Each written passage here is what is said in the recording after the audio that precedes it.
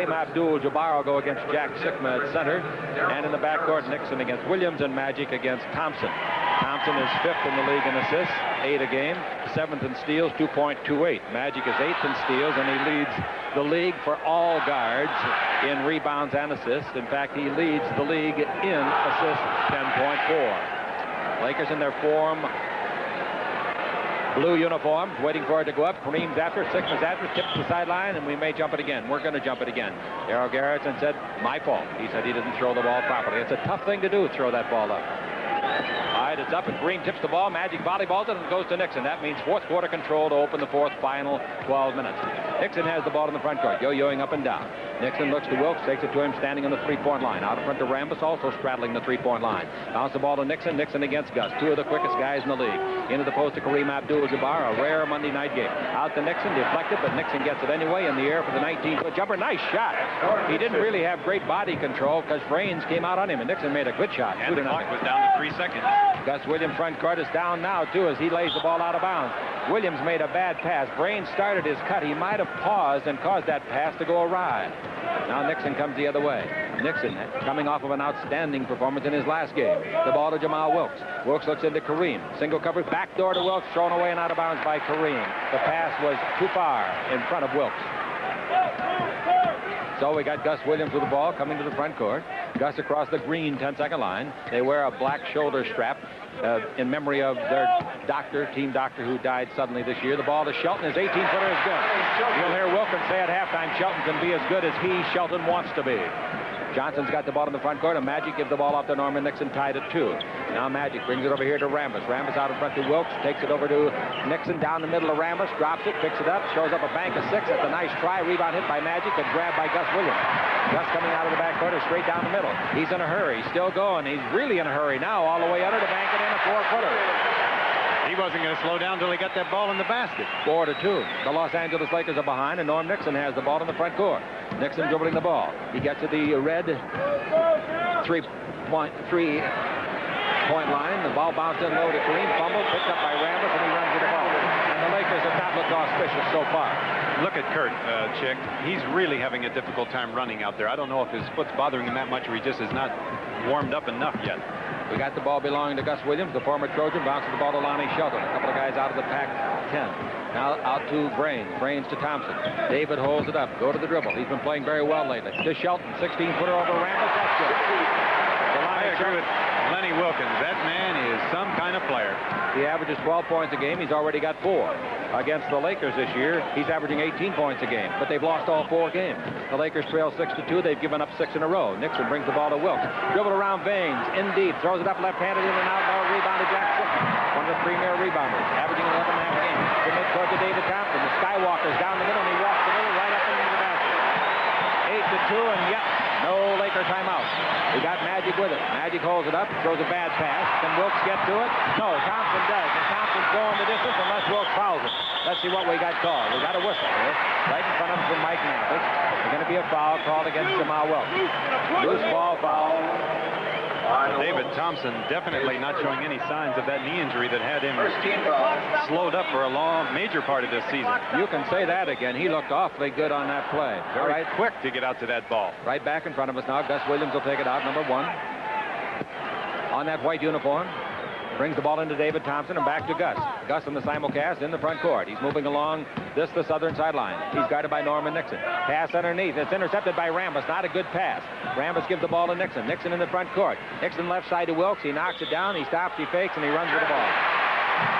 Well, I think everybody would run also if they saw Jack Sikma coming at you and Lonnie Shelton right on your side. 8-2. The Lakers have given up 8 straight points. They trail it. And now David Thompson with it front court. Free-legged. No braces on the legs at all. Now Shelton at the baseline to Sikma. A great shooter from right there. Sikma guarded by Kareem. And Kareem respects that shot. Now Sikma brings the ball back to Shelton. His 3rd outside shot of the game is in and out. Heartbreak. Rebound to Kareem. Kareem gives the ball to Magic. Magic into the front court. Magic down the middle. Magic still going. And Magic looks inside. Gives it the baseline to Jamal. Jamal to Rambis. No, he keeps it and gives underneath to Magic. And Magic's fouled in the act of shooting. Probably by David Thompson. That's what it is. David Thompson. David was beaten badly down the lane, but he made a very nice recovery coming around the side. Knocked that ball away from Magic, but he got him on the arm. So Magic Johnson will be the free thrower against this club this year. He's made 18 out of 19 free throws. averaging 17.5 points a game. The free throw by Magic is good. He's great on the year, too. He has shot more than any other Laker. That's his 328th attempt, but he makes his 264th. 8-3 the score. Magic Johnson, 6 feet 9 inches of it. And the free throw is good. Has it really been 4 years since he was at Michigan State and won the NCAA? Now the ball brought in to Gus Williams. 8:43 left to play in the first quarter. The Lakers are down 8-4. Williams with the ball in the attacking 47 feet. Williams looks lob underneath the brains. Knocked away by Magic. Flies the hands of Sickman. He makes a 12-foot jumper. Sickman in the right place at the right time. Magic made a good defensive play nonetheless. Now Magic comes to the front court trailing 10-4. Out in front to Rambis. Rambis bounces over the baseline to Wilkes. In low to Kareem. Going to try his first sky hook of the game. A 10-footer, and that's a good idea, he says, and he put it right straight through. Straight away in the lane. I guess that's a good idea when you've got long that kind pass of the shot. other way to Shelton. Shelton stops. 16-foot jumper. He's 3 for 4. That's not a bad idea. Inbound intercepted by Gus Williams. His 17-footer, that's good. 14-6 after 4 minutes of play, and they're outplaying the Lakers. Timeout, Los Angeles.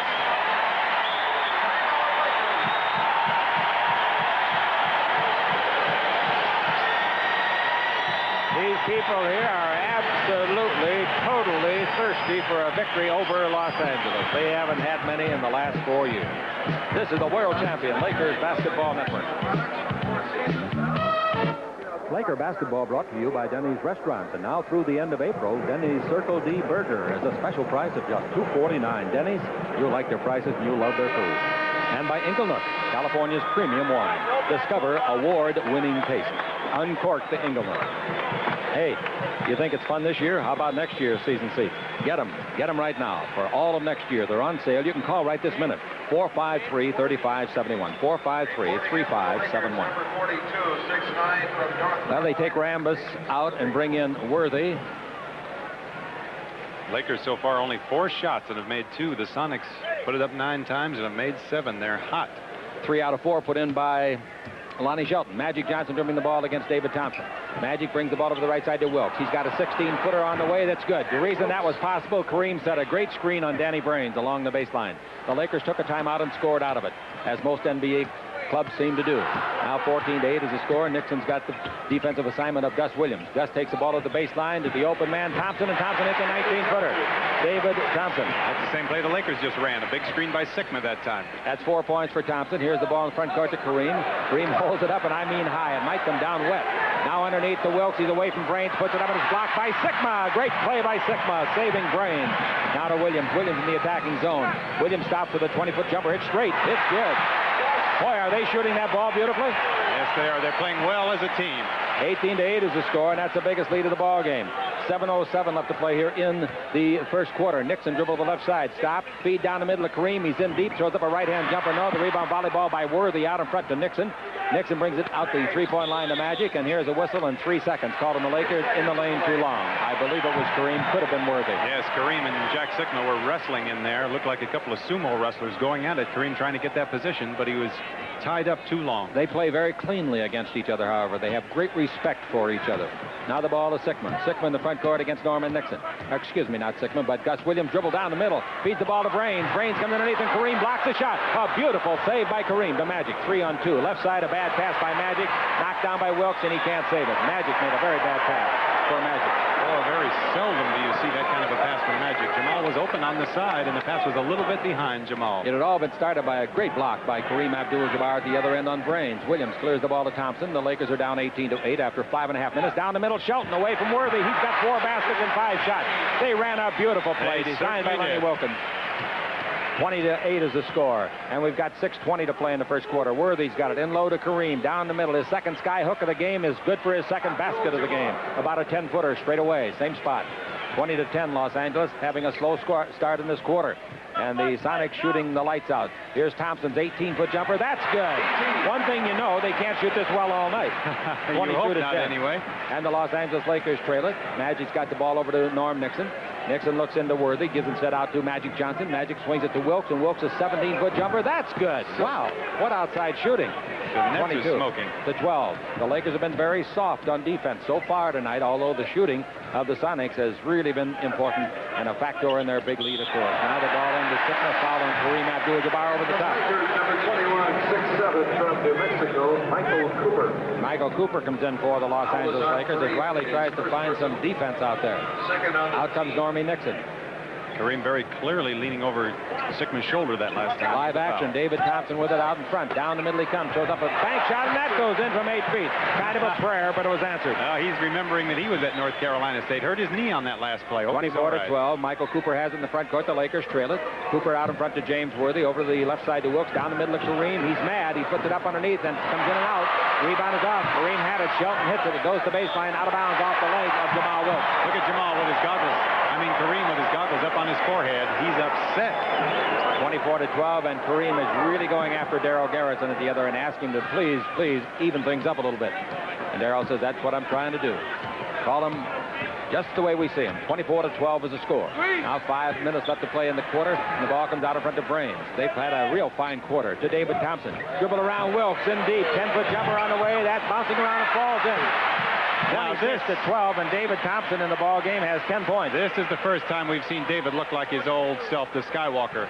Now Magic with it, and the Lakers are down 26-12. Pass underneath to Jamal by Magic, and Jamal scores underneath. Nice play, 26-14. How the Lakers do that so consistently and so often, it's hard to tell because they're scouted so well on it. 26-14 is the score. And the Los Angeles Lakers come down now to play some defense. Or will it be? Shelton, backdoor pass.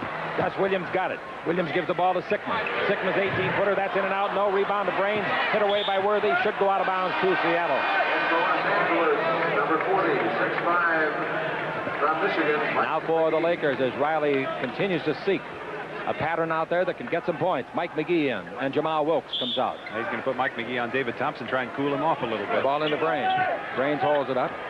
Goes to dribble against Magic. Brings it out above the free throw line to Shelton. His 18-foot jumper on the way. No good. Lakers almost interfered with it. The rebound to Kareem. Kareem to Magic Johnson. Magic in the front court come to the right side. He'll shoot from 17. It's on the way and good. Magic Johnson. Oh, he's shooting that little set shot mighty well these days. 26-16. Magic in the ball game with 4 points. That's his first field goal. Sigma dribbles the front court. Gives the ball to Shelton. He dribbles away from Worthy. Fumbles the ball, and Magic's got it. Worthy hit the ball. That caused the fumble. Magic in the front court, 4-on-3. Underneath to McGee. McGee underneath to Worthy. Slam dunk. Great pass. Unselfish play by McGee. Timeout, Seattle. Great pass from Magic to Mike McGee first, and then McGee unselfishly giving it to James for the jam. The Los Angeles Lakers have now made 6 unanswered points in a row, and it's taken them exactly a minute and 2 seconds to do it, but they still trail 26-18. This is the world champion Lakers Basketball Network. Laker basketball brought to you by Toyota, the official car of the Lakers, who invite you to catch the feeling now at your Toyota dealers. And by McDonald's Restaurants of Southern California, a 1984 Olympic sponsor, helping to make Olympic dreams come true. The Lakers' last basket is one of the best passing jobs of the entire ball game so far, Keith. That little McGee to Worthy thing. Magic had that ball out on the run, and you know that floor opens up, and he is so dangerous. Beautiful pass down inside to McGee, drew David Thompson over, and he gave it unselfishly to James, who went up and jammed over David. 3:43 left to play in the first quarter. 26-18, the Sonics lead it, but the Sonics have given up the last 6 points. And the Sonics bring in Greg Kelser. He was on the NCAA Michigan State Championship Club with Magic, and Magic will be guarding Greg and so forth. Lakers so far shooting 61%. The Sonics 13 out of 18, 72%. And most of them outside. All right, the ball with Freddie Brown in there now. And the ball comes to Williams. Over the right side to baseline to Shelton. He's hot, and he hits an 18-footer. Shelton continues to rip the threads. He's made 5 of 7 field goals, and none of them layups. 28-18, the Lakers are behind. Magic against Freddie Brown. Magic goes over to the left side. Magic yo-yoing up and down. Screen by Kareem. Now he rolls off the screen, gets the pass inside. He's double-teamed by Gus. Now out in front to Cooper. Cooper's 18-footer straight away won't be close. Rebound by McGee, and a foul on McGee over the top. To the back of Greg Kelser. 3rd team foul. Kareem was double-teamed that time. Michael Cooper was wide open for the longest time. Finally got the pass, and he was too wide open. The ball coming down the floor in the possession of the veteran Gus Williams. Career average, 17 points. Now the ball given off to Sigma. Jack out in front to Greg Kelser. Kelser, of course, came into the league with Detroit. Here's the ball knocked away by Magic from Shelton. Picked up by Worthy. To Magic, 4-on-2. Magic will go the distance. He puts it up, and he is fouled in the act of shooting. Freddie Brownie got him. Downtown Freddie Brown grabbed Magic on the wrist, knocked that ball loose. He was going in, and he was going to jam. Made up his mind at the free throw line, started to take it on in. So Magic Johnson will shoot his third and fourth free throws of the game. So far, the Lakers are 2 for 2, and you know the Sonics have not tried a free throw yet. Is that possible? That's true. Free throw by Magic, good.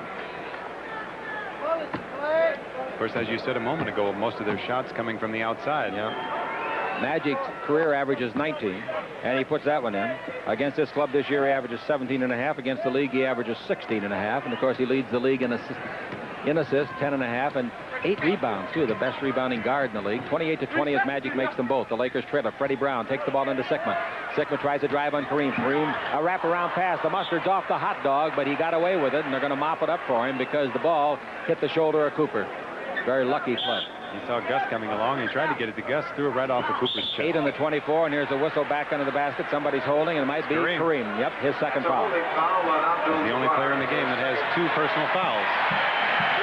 That doesn't make the situation for Riley any easier, and Dwight Jones, whose former school, the University of Houston, went down at the buzzer tonight, and Kareem is hollering at Mike Mathis as he leaves the floor. The inbound pass comes to Sikma. Sikma turns. He'll try to shoot over Jones from 17 and miss. The rebound is off and is taken by Dwight Jones. Jones gives the ball to Magic Johnson. Magic coming out of the back corner, turns Kelser around the dribble, and Kelser grabs him and holds him, says, "Wait for me, buddy, wait for me." Greg said in the Magic, well, they never used to call that when we were going against each other in practice. Lakers are out of fouls. The Sonics have 3, 2:28 to play in the first quarter. Lakers have led only once. That was 2-0. Now Magic Johnson with the ball against Freddie Brown. Magic brings a lot of fear into the hearts of the defenders, I'll tell you that, because of his shooting ability outside, his driving ability, and his passing ability. In low to Worthy. Worthy against Shelton. Worthy likes to work right here, and here's a whistle. Illegal defense. Illegal defense. Illegal defense. Warning on the Sonics. First call of the game. Let's see who they called it on. Side with the new shot clock. He didn't say. No indication who he called. I think he called it on Gus, frankly. All right, Cooper will take it out with a reset on the 24. 2:14 left to play in the quarter. Quarter number 1. Magic Johnson in the simulcast. Holds it up. Brings it over to Michael McGee. Out in front to Magic Johnson. Down the middle. 8-foot jump shot. Will be too long. Rebound tipped up and almost in by Magic. He gets it back. Make it Worthy, and Worthy gets it back and puts it in. Nice play by James Worthy. James really flying under that offensive glass. 28. Keeping that ball alive, and then he got it again to lay it in. 28-22, 1:58 left to play in the period as the Lakers make it respectable now. Here's Gus Williams with the ball. The Lakers did trail 26-12, so the Lakers have outscored them 10-2 here in exactly 3 minutes. Got the ball in the front court. Williams give to Brownie. Brownie's leaping lean. A bank of 15 is good. Now he does that shot as well as anyone in the league. He sure does. 30-22. Long pass front court to Cooper. Cooper's 19-footer no good. The rebound is off on a foul. Dwight Jones. That's free throw time against one of the all-time great free throwers, and that'll be Fred Brown. Brownie's career, think of this, career free throw percentage is 85. Downtown can shoot. I'll say he can. This year against the league, he's 78. He's having a bad year. Against the Lakers this year in free throwing. Could that be right? That he's only shot 2 free throws against the Lakers this year? That doesn't seem possible, does it? In the first 4 games. Dave Winfield of the New York Yankees, a great basketball player himself, played with the former Laker Jimmy Brewer and others at the University of Minnesota. Dave will be Keith's guest at halftime. I'll have Lenny Wilkins with me for a while. So good halftime for you. Winfield's big. Brown's free throws here. Brown is shooting 2. Brownie was afflicted with a bad back this year for a while. 31-22, the Lakers trail it. Michael Cooper says to McGee, you go over here and get a free throw area, and I'll come back out to midcourt. Steve Hawes is in now. They acquired him from Atlanta recently, number 10 in white uniform. Doesn't look like a basketball player, but believe me, he is. Very, very good player. And tough. Oh, I'll say he's tough. Free throw by Brownie. That's good again. And it's 32-22. 1:38 left to play in the quarter. Magic Johnson's got the ball coming to the front court. Magic looking inside to Worthy. Takes it in there against Hawes. Worthy turns, face the basket, go to the dribble. Does a 360 turn. Bounce out in front to Cooper. Swinging over to Magic. Down the middle of McGee. In the air. 6-foot jumper. No. Rebound to McGee. Puts it up. It goes in. He was fouled hard, too. They don't call it.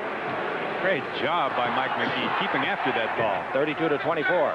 The Los Angeles Lakers trail it, and Fred Brown has the ball. Driving down to the western go to our left in the simulcast. Over to the left side to Williams. Williams gets a screen by big man Donaldson. Williams behind it. Takes the ball over to Brown. Here's the one he'll drill. He missed everything. Air ball, and Donaldson falls in his face, and the ball falls out of bounds. 32-24. Inbound pass might be is intercepted. Bad pass by Magic. Brownie in deep. There's that leaping Lena in and out. Rebound to Kelser, and he's fouled in the act of shooting by Michael Cooper.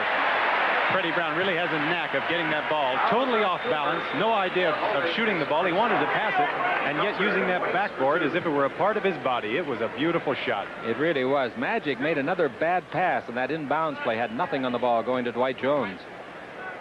And Greg Kelser, the free thrower, the former Michigan State star, puts it in.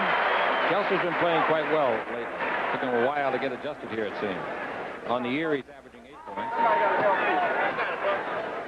As a free thrower, he's 67%. The next one is good. He makes the both. 10-point ball game, 56 seconds left to play. Magic Johnson dribbling the ball around the pick by Jones. Up in the front court to Cooper. Good defense by the Sonics in this quarter. Cooper's got the ball out in front of Magic Johnson. Magic above the three-point line. Magic looking inside. Gives instead out in front to McGee. McGee to Magic, standing on the three-point line. Lob pass into Worthy. He had to be high and have a long arm and strong fingers to get it. Worthy down the middle of Dwight Jones underneath, put it up in a foul. Boy, I thought Donaldson made a great block on that. Maybe we'll see it.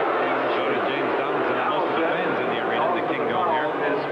Donaldson playing on the far side of the floor. Dwight Jones coming across to get a nice pass, and Donaldson with a recovery got him on the wrist. Another simulcast tomorrow night, 7:20 Los Angeles time, Portland, Oregon. That'll be a tough game. The Lakers will play for sure in the playoffs, we think. Either Seattle or Portland. In the first series, the Lakers are involved. Either Seattle or Portland. And they've got 2 games left to play, Lenny tells me, and they've each won twice from the other guy. So home court advantage is going to be big in their series. Remember, that's just a mini-series, best 2 out of 3 that first round. Jones makes 1, Dwight makes 2. And it's 34-26, 33 seconds left to play in the period. The ball into Hawes and a foul. Slashing, grabbing, Worthy. And Worthy said, I didn't do it. James goes down on one knee, begging his case. You know what he told me when he came out to warm up tonight after North Carolina State had won it? What'd he say? He's from North Carolina, right? Yes. He said, I won't be able to go home because State won it. That's quite a rivalry, I guess. That's SC and UCLA, huh? He said, at least we're keeping it in the ACC. Yesterday, the Lakers all had a Easter dinner last night. And they had to stand up and make speeches, each one of them. And they were all very good. Worthy stood up and said, fellas, they've been talking about me being possible Rookie of the Year all year. He said, I don't care a thing about that. All I want is to join you fellas in being able to wear a ring. Is that right? Very nice. They all made great speeches. 36-26, a half minute left to play. And we got Magic Johnson with the ball. Magic coming with the ball in the front court. Who made those free throws? Hawes? Yeah. Magic's got the ball against Kelser. Magic with 10 seconds left. The 24-second clock's off. Over to Cooper. 8 seconds. Into Worthy. They knock it loose. Oh, Cooper hustles to get it back. Leaping Lena of his own and banks in a 10-footer. Wow. Now, he doesn't shoot that very often. The ball to Brownie. Look out for a three-point shot. Brownie's going to be double-teamed. He holds it up with 4 seconds. To Hawes. His three-pointer. Is that going? Yes.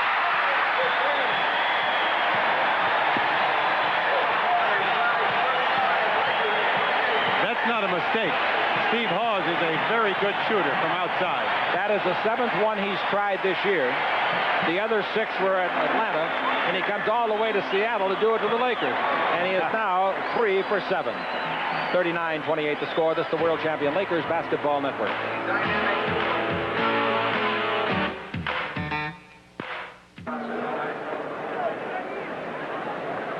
Lakers shot 52% in that first quarter. The Sonics 67. And you've just got to figure they can't keep that up for the whole game. Lakers led in rebounding 8-5, but they also led in turnovers 8-4. And that 8-4 is not one you want. All right, the ball into Gus Williams, and Gus coming out of the backcourt leading 39-28. The biggest lead was 26-12. Over to Greg Kelser. Kelser against Michael Cooper on the simulcast. Out to Hawes. He made a three-point shot. You kidding?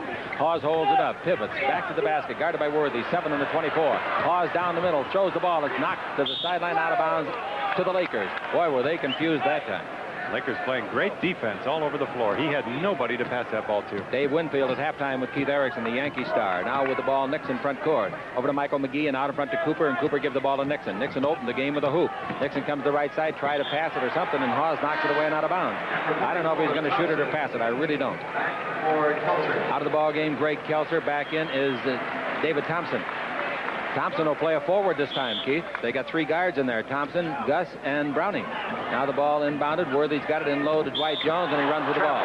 He turned around, saw Man Mountain Dean there, and ran like he was scared to death. James Donaldson, 7'2", at least 275. The ball to Williams. Gus in the front court. Gus getting that hole in the top of his haircut prematurely. Very good basketball player. His brother is a star with Kansas City. Ball to Brown. Brown in the air. Leaping Lena. No. Gives to Donaldson. Throws it up and throws it in. A left-hand jumper. That wasn't an easy shot because he didn't know whether to bank it or not. Freddie Brown got bailed out by his big teammate nearby. Now here's a whistle going the other way. We've got a holding foul called against number 10, Hawes. Steve Hawes. They had fan appreciation night here tonight, and they were giving away roses to the ladies. Steve Hawes brought me one. What do you think he meant by that? He said, take it home to Marge. All right, the ball to Nixon. Nixon over the left side to McGee. McGee one down triple. 16-footer by Michael. In and out, no. Tipped by Worthy. A loose ball foul, Worthy. Over the top. Boy, I'll tell you one thing. Worthy goes to the basket. He came flying to the basket like Hakeem from University of Houston. Oh, boy, is he something. All right, that's 2 fouls on Worthy. McGee leaves the ball game, and Jamal Wilkes comes back in. Jamal will be guarding the small forward, David Thompson. David, number 44 in that white uniform. David dribbling the ball against Jamal. David Thompson's all-time best game in the NBA. You won't believe it. Here's the ball out to Hawes. Hawes dribbles, stumbles, ran 15 steps. They didn't call it. The ball is taken out there by Wilkes to Nixon. Nixon front court, pulls up for the 16-foot jumper. That's good. Why didn't they call traveling down there? 41-30. I guess they figured the ball flew out of his hands before he took the 6th step. Took him a long time to go all the way down, didn't it? Now Thompson's got the ball. Thompson coming across the green 10-second line. He's going left to right across your dial. He's going to the western goal. Pass knocked down by Wilkes. Stolen by Nixon. Nixon dribbled out. Watch Thompson try to block it. Lob under to Cooper. Slam dunk. What a smart play by Norm Nixon. Especially when he saw that David Thompson was a man back waiting for him to bring it to the basket. 41-32. The Los Angeles Lakers are behind. And with the ball, Gus Williams. The crowd becoming a little anxious. Probably 16-5 here, they tell us. Now Williams takes the ball over to Brownie and holding foul. Who's this on? Jones? No, it's on Norm Nixon. Phil Smith makes his first appearance of the ball game for Seattle on the simulcast. USF, a 9-year pro, 6'4", 190. And also Shelton comes back in. The ball into Donaldson. Turns, shoot a 15-foot left-hander and score. He makes Dwight Jones at 6'10" look like a midget. 43-32. Nixon with the ball in the front yard. Not only is he tall, but Donaldson's big. Now the ball to Worthy. 16-foot right-hand jumper won't be close. The rebound is off to Donaldson. Donaldson gives the ball to Brownie. They got a good tandem of centers, I'll tell you that. Sigma and then Donaldson the backup, and they can play at the same time. And Brown's got it. Lob underneath. Donaldson's got it. Lay it up and in. 45-32 is the score. And Nixon with the ball. Nixon against Freddie Brown. Nixon terminates the dribble, brings it out to Cooper. Cooper in low, takes it to Dwight Jones. Jones dribbles around Donaldson, throws it up, missed it. Rebound is off to Donaldson. He's controlling the ball game. To David Thompson. David dribbling in deep. Stutter step to the base. Bank of 16. That's good. The Lakers need not one, they need 3 timeouts. 47-32. The Sonics are on a roll. 9:16 to play in a half. This is the world champion Lakers Basketball Network.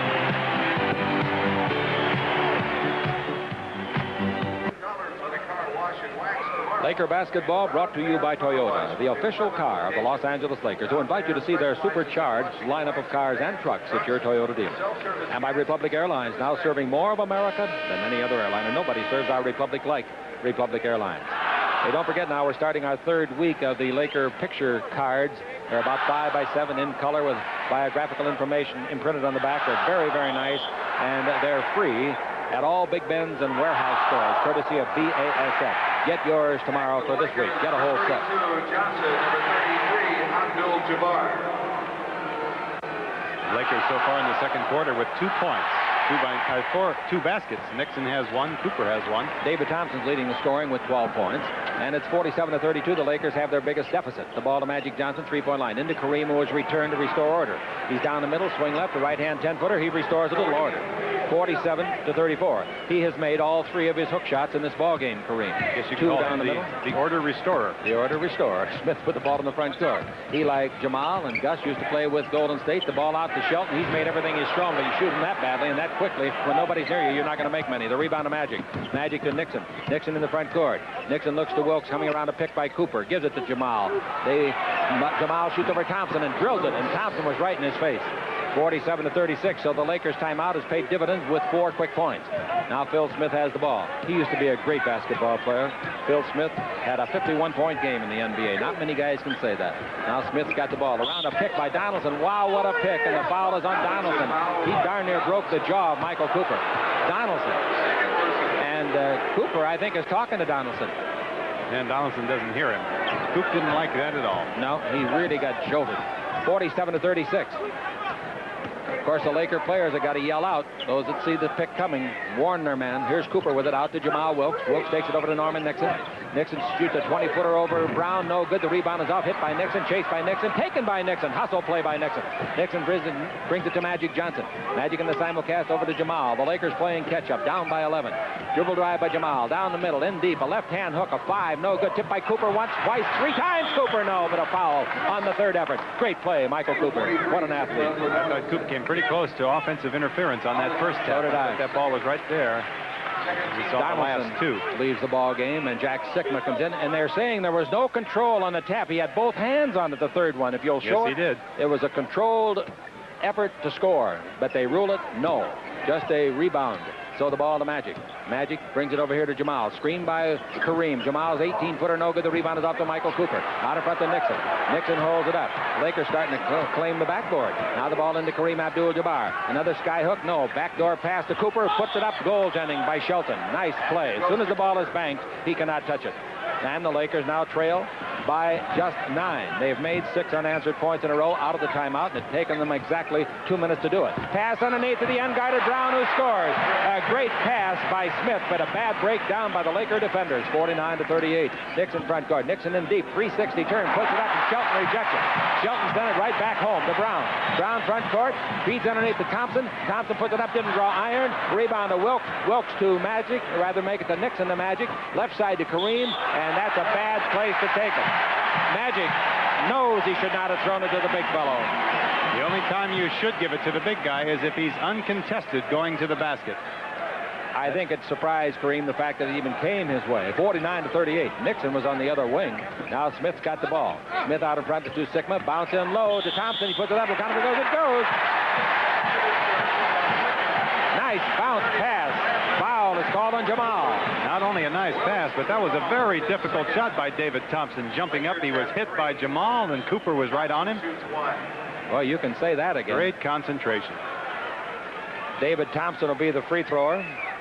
On his career, he's 78%. Last year, he was 81%. Against the league this year, he's 79, so he's very good. I was just thinking about David Thompson and Jamal Wilkes, who are guarding each other. You know, the last time North Carolina State won the NCAA championship, David Thompson was on the team, and Jamal Wilkes was guarding him. And that's something. 8 years ago. 52-38. Magic front court. Over the baseline to Nixon. Nixon's 18-foot jumper, no good. The rebound is off. Fumbled by Sikma to Kareem down the middle. Count of it goes. It wouldn't stay in for the big fella. The right-hand hook of 8. Foul will be on Sikma. Sikma of the Perm got that ball knocked away by Kurt Rambis. The Lakers fly to Portland 11:30 tonight. Only takes about 20 minutes to get down there, I guess. Play tomorrow night, a 7:20 simulcast. Free throw by Kareem Abdul-Jabbar is good. Kareem will wind up the season free throwing at just about 73%. Against this club, he's 79%. Averaging 22 points against this team and averaging 21.3 against the league. He makes both free throws. 52-40. The Lakers are behind and have been since the bus came. Now we got Phil Smith with the ball. Smith dribble to the left side. Smith brings the ball out in front to Brownie. Brownie down the middle. Brownie all the way. Didn't shoot the 4-footer. Gives to Sikma for the 20, though. Has to have a bounce. He got the bounce. It hit the far rim, went 6 feet up and 6 feet down. It certainly did, and straight as an arrow. Wow, that was a lucky one. Now the ball, remind me of Don Nelson's World Championship basket for Boston against the Lakers. Rambis trying to drive, and he's held by Shelton. 54-40 is the score. And Rambis. Pretty quick move by Kurt Rambis. Made a good spinning move down there to the baseline. beating Lonnie Shelton, who's a big man and very quick himself. Sonics are out of fouls. The Lakers have 3. The ball goes into Kareem Abdul-Jabbar. Kareem leaning in, turn, gives underneath the Magic. Magic throws it up, not close. Rebound to Sigma. Pull down past the midcourt to Brown, coming with David Thompson. Brown stops with a 16-foot jumper. How about that? A 2-on-1 break, and the guy shoots a 16-footer and makes it. If you've got as much confidence in your jumper as Brown does, I guess it's all right, but it was not a good play. If he misses the shot, it's not a good play, I'll tell you that. All right, here's the ball to Wilkes. Wilkes down the middle to Ramos, deflected by Brown. Taken by Ramos, given over to Magic. 17-foot jumper is no good. Rebound is off. Smith's got it. Smith front court, stutter step down the middle, and throws it up and in. And I would say this is a rout. So far, Timeout, the Lakers. And Sam Schumann and Sylvia Schumann really smiling. And Jerry Buss mopping his brow. The Sonics 58, the Lakers 40. 5:22 to play in the half. This is the world champion Lakers basketball network. Laker basketball brought to you by Canon. Quality cameras and photographic equipment so advanced it's simple. And by Builders Emporium, 60 home improvement centers with just about everything for the do-it-yourselfer. They help to make the cost of living cost less. One of the most deceiving one-loss records in all of sports this year is the Blazers indoor soccer team. They have lost 9 overtime games, among other things. They're always in the game, but they have trouble winning them. Tomorrow night they're going to try at 7:30 at the Forum. The Lasers against Wichita. Get your tickets and see them. It's fun. Sonics were up by 11 at the end of the first quarter. They've outscored the Lakers 19-12. Look at the Lakers shooting in the second quarter. That's the reason. They're shooting 29%, Los Angeles. The Sonics 81%. Oh, the Sonics are just beating them at every turn of the game. It's not even close so far. That's a long way to go. Got almost 30 minutes of basketball left before the evening's over. At halftime, Lenny Wilkins will be our guest, and Dave Winfield of the Yankees will be Keith's guest. Wilkes brings the ball in, giving it to Magic Johnson. The Lakers took the timeout. They bring the ball over to Michael Cooper and out to Magic. Magic to Wilkes. Great defense so far by the Sonics. And Wilkes stands and holds the ball. Wilkes takes it into Kareem Abdul-Jabbar. Kareem down the middle. Sky hook of 10 straight away. His third one from there, and he missed it. The rebound is off and taken by Brown. Brown dribbling the ball. Brown straight down the middle. They got the Lakers in the half-court game, and baby, they're really beating them at it. Now Brown's got the ball. Out in front, Smith sets a pick, and Brownlee comes around it. Bounce the ball to Smith.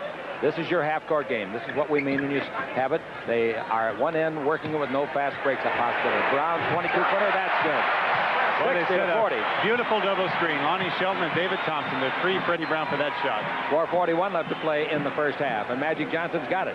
Magic out in front to Cooper. Cooper holds it up. Tomorrow night, 7:20 from Portland, the Lakers and the Blazers. Now the ball to Kareem. He turns the other way, banks up one and missed a mile. Rebound to Magic is good underneath. The Lakers are very frustrated. It's very obvious in the kind of shot that Kareem just took there. 60-42. The Lakers are going into Kareem every time down. And now we got Smith with the ball. To Shelton. Shelton holds it up about 20 feet to the left side. Out in front to David Thompson. David at the dribble. Stop. Loses Wilkes. Shoots a 20-footer, and that's good. Just like practice, isn't it? 62-42. 11 for 13 so far in the quarter, the Sonics. That isn't bad. That'll get it done. Yeah, you can bet on that. Especially a lot of them are outside. Most of them, aren't they? They sure are. Magic over to Jamal. Into the post to Kareem. They go in there again. This time there's a foul by Sigma. Greg Kelser and Gus Williams coming back in. James Worthy coming in for the Lakers. Sigma got the foul. Brown and Thompson go out. James Worthy in for Los Angeles.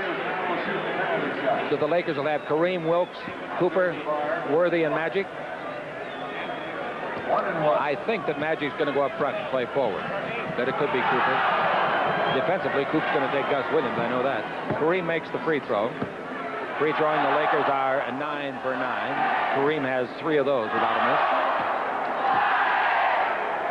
Neither team has missed a free throw. Free throw is good. Between them, they have made 17 unanswered free throws, 17 free throws without a miss. 62-44.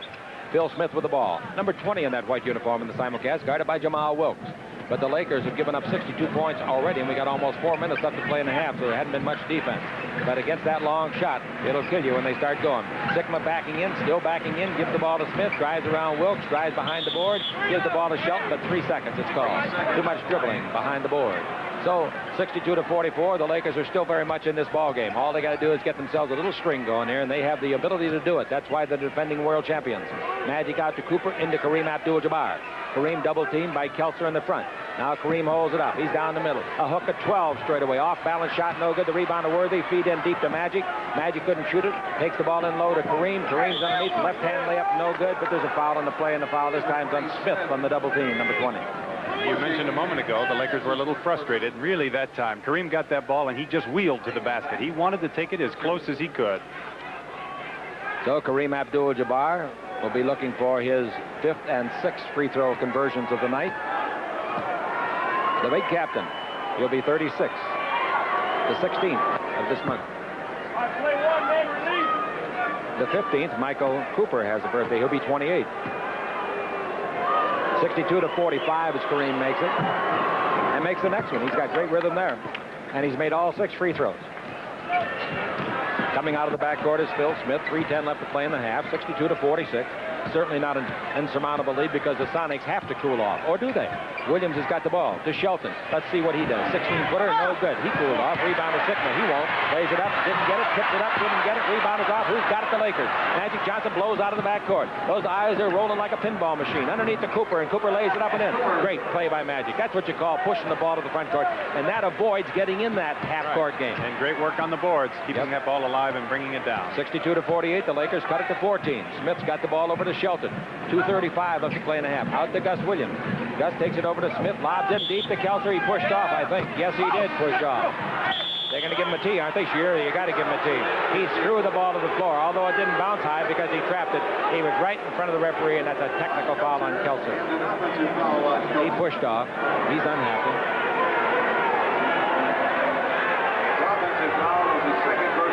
So let's see what we got here. Magic Johnson will shoot the technical. Then it'll be free throw time. They're out of foul. But it was an offensive foul, so there's no free throw.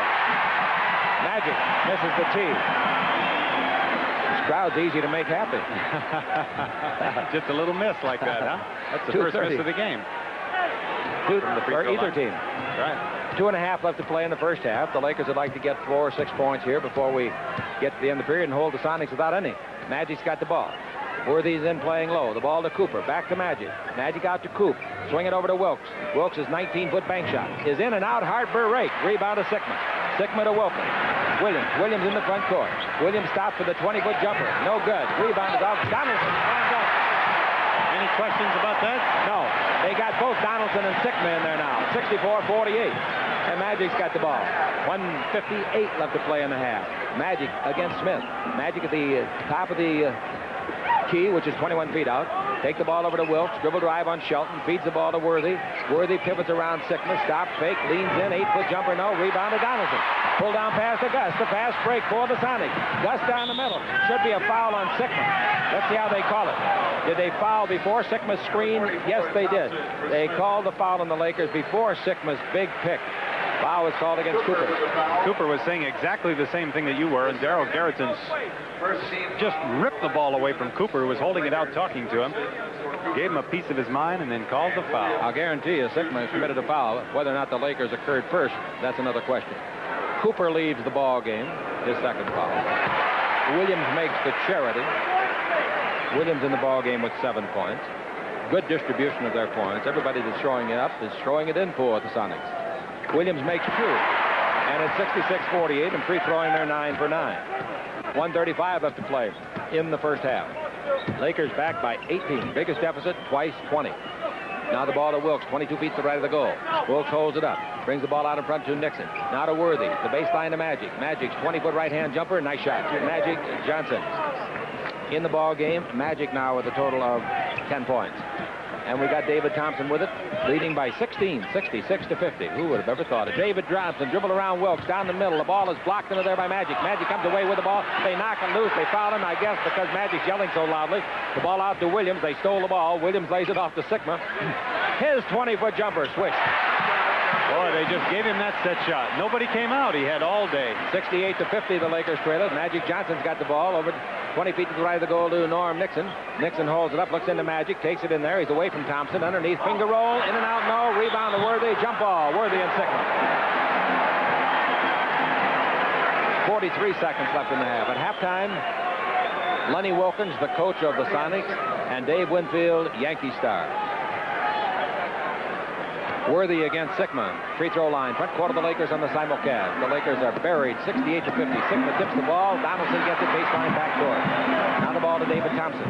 Thompson in the ball game so far has a total of 17 points, high for both teams. And we've got Gus Williams with the ball. Gus yo-yoing up and down with 30 seconds left to play. 12 in the 24. Sigma dribbling against Worthy's body check. Bounce the ball in low to Donaldson. Donaldson's double team and foul. Foul is against James Worthy. 42 Worthy holding. That's his third foul. Second in the last 2 minutes. Big James didn't like that foul. Donaldson will By be the little free throw. James. He didn't like it. 61% free thrower Donaldson. He has 1 and 1. This year, he's 68%. Worthy comes out of the ball game for the Lakers, and Rambis comes in with 24 seconds left. Of course, that substitution is because of Worthy's foul situation, 3. The free throw by Donaldson is good, and they are 10 for 10.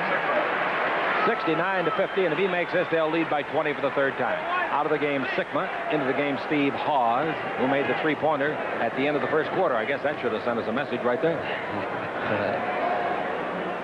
James Donaldson went to Washington State, whose George Raveling is going to Iowa. Make it 70 to 50. And the Los Angeles Lakers are back with 20 seconds left to play in the half. And the Lakers walk it down the floor. 15 seconds left. The ball over to Jamal Wilkes. Wilkes takes it to Nixon. 22 feet to left side with 10 on the game clock. Nixon dribble down the middle. In the air. Right-hand jumper of 8. No good. Tipped by Magic. No good. The rebound is off. Free ball taken by Shelton. Outlet pass to Gus. 2 seconds. 1. It's a three-pointer if it goes. Oh, Baby, that was close. That baby was a 42-foot shot. They love their Sonics. Sonics outscored the Lakers by 11 in the first quarter and by 9 in the second. Giving them a 20-point plus. 70 to 50 at halftime. Back with Lenny Wilkins in a moment. This is the World Champion Lakers Basketball Network. He doesn't think the basketball players make big money and average at 246. Well, he does, but he's not so sure that he could have gotten as much money out of basketball as he did out of baseball. I don't think he could have either. All right, Gus Williams with the ball to the high post, Danny Brains. Brains turns, faces the hoop against Magic Johnson. Brains holds it up and brings it over to Gus Williams. Give and go back to Brains and a foul on Magic. Well, that was quick. That was quick and ticky. Chicky said it was ticky. 70 to 50. The Lakers down by 20. They got to score about the first 4 baskets this period. David Thompson down the middle, 12-foot jumper, no good. The rebound to Kareem Abdul-Jabbar. Kareem gives the ball to Magic Johnson. That is Kareem's 4th rebound of the game. Nixon's got the ball in the front court. Nixon holds it up. He opened the game with the basket. Now over to Magic Johnson against David. Magic backing in, does a turn, bank shot of 5, no good. Rebound to Magic, puts it up, blocked. Blocked by Brains, picked up by Wilkes, put up by Wilkes, no good. The rebound comes out in front to Nixon. The Lakers couldn't throw a pea in the Pacific. Nixon's got the ball over to Magic Johnson. Magic holds it up. You have nights like this. Underneath to Jamal. He puts it up, and there's a foul on Shelton. He didn't get the basket. Jamal is asking for a pin on the board, and Darryl Garrettson says no. Shelton gets the foul. No pin? No pin. Last time that Darryl Garrettson and Riley saw each other, Riles got a technical. No P in the Puget yet. All right, here we go. Wilkes at the line for 2. Free throw is good. If you can't make baskets, you better make free throws. 70 to 51 is the score. The Lakers are behind. Jamal Wilkes puts it up again and in again for Jamal. That's a total of 11 points in the ball game, or is it 10? 10 points, yes. All right, 70 to 52. Shelton with the ball dribbling against Rambis, and Rambis reaches in a very, very obvious silly foul. There really isn't much reason for Kurt to try to be stealing the ball from Lonnie Shelton out by half court. I'll say there isn't. The inbound pass to Thompson. Thompson back to Gus Williams. Gus, number 1 in the white uniform, trimmed in green and yellow. Gus holds it up, gives out to Jack Sigma, top of the key. He can shoot from out there very proficiently. Jack's guarded by Kareem Abdul-Jabbar. Around the pick by Brains comes Gus. They give it to Gus. He's at the base. 15-footer way short. Rebound is a foul on Brains over the top of Magic. Danny Brains is pretty active around the boards, plays like he's on a pogo stick. 70 to 52. The Los Angeles Lakers are behind, but there's still lots of time in this ball game, and the Lakers have the ability to get back into it. Magic out in front to Nixon. Nixon goes to the right side. Nixon stopped for the 19-footer. That's no good. The rebound to Kareem, his 5th rebound of the game. Kareem underneath to Rambis. He's there. He pumps. He puts it up. He scores. He's fouled. Nice play. He's been developing that pump fake under the guidance of assistant coach Davey Wohl and Billy Burtka, and he's doing a good job with it, Keith. Nice pass by Kareem inside to Kurt, moving very well with that ball. Got Lonnie Shelton up in the air and got that shot around Jack Sikma. Oh, I love the pump fake. That is really a weapon. No defender, or practically no defender, can resist that bait. Free throw is no good. 70-54 the score remains, and 10.5 minutes to play in the third. Coming out of the back row of the ball is Williams. They have not scored in a minute and a half. Over to the left side is to Shelton. Out in front to Thompson. Thompson brings to Danny Brains. Brains holds it up and brings back to Thompson, and Thompson three-point line to Williams. On the simulcast to Sikma. Back to Gus. Down the middle he comes. Lays it back to Sikma. Sikma in the air for the 8-foot jumper. No, rebound to Magic. Magic gives the ball to Nixon. The Lakers did a good job on defense that time. And there were some bad and questionable passes by the Sonics. Nixon's got the ball. Nixon yo-yoing up and down. Nixon looks outside to Rambis, gives instead to Jamal Wilkes. Wilkes tries, and Thompson holds him. 70-54 is the score. 9:56 left to play. And the Sonics still haven't scored in this half. 3 team fouls on the Sonics. 4 of them already here in this. They got enough in the first half to last for a while. 70. Now Magic Johnson's got the ball. Magic lobs it into Kareem. Going to swing left, shoot right. Swings left, shoots right. 12-footer short. Rebound is off, taken by Gus Williams. Little Gus comes down the floor. The former Trojan straight away. Looking as he dribbles. Gus Williams gets the screen by Brains and takes the ball over to Jack Sikma, and back out in front to Gus Williams. Gus Williams checks in at 6'3", 180-pounder. Now to Lonnie Shelton, 6'8", 250. Sikma's got the ball. Sikma's pass knocked down, stolen by Jamal, and a foul on Thompson. Boy, had the Sonics offense broken down. That's his 4th foul. They got to get him out of there, that's for sure. They don't have anything going out there. Nothing at all. That's what I said the last time down. Their passing was just atrocious. Now the ball goes in to David, stolen by Wilkes. And the obvious foul. They out of fouls already? You bet they are. They're out of fouls in 2 minutes and 33 seconds. That's what Lenny Wilkins said. He asked the same question. Wow. Wilkes makes the free throw. As I say, if you can't make baskets, you can make free throws. Brownie will come in, and they'll take Thompson out. Why didn't they get him in there between free throws? I can't believe that, because Thompson easily could pick up his 5th foul before the ball is dead again. Easily could, unless they're going to take a timeout, which I don't think they are. 70-56. The Lakers cut it down to a 14-point deficit.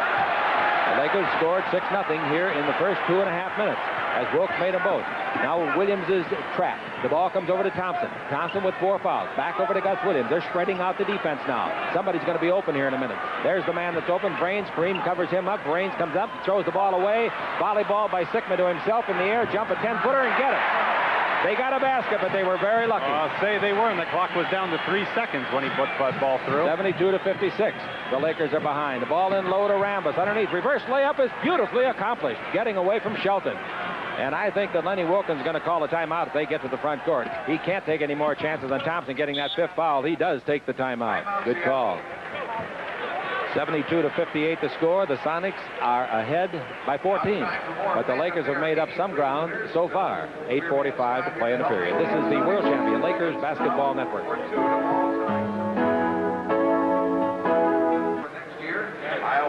Late War savings of about $20. $36.95 you can buy it. Call the Forum, 674-6000 for details tomorrow. That's the 1980 World Championship highlights. It's a nice tape. And a big, big savings. All right, the inbound pass to Gus Williams. Freddie Brown has replaced Thompson. Williams dribble on Nixon. Goes around Nixon. Underneath. Reverse layup. If that goes, I'm gone. Shot no good. It was a prayer. The rebound is to Rambis. Rambis to Nixon. Nixon in the front court. Nixon picked up by Danny Brains in a mismatch. Magic's open at the baseline. His pass deflected by Brown. Bounces back to Magic, and Magic throws it away. Magic having a bad night passing. Now Brown's pass. Front court to Gus Williams. He's down the middle. His 12-foot jumper not close. The rebound to Rambis. Knocked loose. Brains picks the garbage. Missed it. Rebound. Shelton good.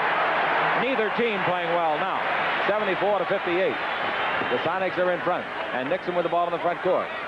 Ball goes into Kareem Abdul-Jabbar. He slaps the hand of Sikma away. Swing left. The right hand 12-footer is good by Kareem. The Lakers have got to get a little tougher on defense. They're not tough mentally tonight, it wouldn't appear. That's what Riley is calling right now. He wants that pressure as soon as that ball gets across the half-court line. 74-60. The ball comes over to Danny Brains. Brains to the dribble, kicks the ball. That's not intentionally kicked, so it's a free ball to Williams. They were lucky again to get it back off his toe. Now Brown takes the ball in low to Shelton. He turns, 15-foot jumper, partially blocked by Rambis. It's short. Rambis hustles to get it, fumbles it again. Step on it. Step on it, Mark. Kurt. Now the ball given to Nixon. Nixon in the front court. Screen by Magic. Now the ball, Nixon over to Magic. Underneath to Kareem, forget it. Slam dunk. They're down to 12. The Lakers have outscored them in this quarter. Let's see, the Lakers have made, where's your halftime totals there, please? With the ball, Williams. Baseline to Brains. Brains out in front, clears the ball to Brownie. Brownie's 20-foot jumper, no. The rebound is to Sikma. Sikma has it knocked away and out of bounds by Nixon. The Lakers perfectly, but kicked it out of bounds. Have outscored them 12-4 in this quarter in 4 minutes and 48 seconds. 12-4. Now Gus Williams brings the ball into Shelton. If the Lakers beat them tonight, they can mail in the rest of them. Here's the ball over the left side to Williams. His 18-footer, no. The rebound is to Sikma. Great rebound. His shot is short. Rebound is off to Rambis. Takes it away from teammate Kareem. Rambis gives the ball to midcourt to Magic Johnson. Right side to Nixon. Nixon to the dribble. Nixon in deep. Nixon all the way. Scoop it up and in. Listen to this crowd. They've cut the 20-point lead in half in exactly 5 minutes and 15 seconds. It's a 10-point ball game. Gus Williams passed to Brownie. Brownie bounced the ball back over to Gus. Gus lob underneath, but he ran with it. That's a good call, Darryl Garrison. He did run with it. Well, you're certainly not going to see a team shoot 64% for a couple of halves like the Sonics shot in the first half. But, boy, they have really cooled off. Now they bring Donaldson in, the giant, and they take Brains out. They move Sikma to forward. Nixon's got the ball in the front court. The Magic Johnson to the three-point line. In low to Kareem Abdul-Jabbar. The big captain swings left, a 10-footer, way too long, but a foul. The foul is on Donaldson. Kareem in the ball game with 16 points. Kareem perfect at the free throw line, 6 for 6. And the Lakers can cut it to 8. And the fact that they've cut 10 points off, that's important. But the fact they've done it in 5.5 minutes, Keith, is unbelievable. Ordinarily, you'd like to cut 10 points off in the third quarter. Yeah. Kareem misses his first free throw. He's made 6 out of 7. Phil Smith is coming in, and Gus Williams is coming out. Play one, release. One. Waiting for the next one by Kareem Abdul-Jabbar. Lenny Wilkins talking to Darryl Garrison. I think he's talking about illegal defense. Free throw will be short, won't it? No, he got a bounce and it fell through. Hit front and then went over and in. 74-65. They got it down to 9 points. And the Sonics still lead it. Phil Smith with the ball in the front court. Played a good first half off of the bench. He's guarded by a former teammate up at Golden State. Wilkes, ball over the left side to Brownie.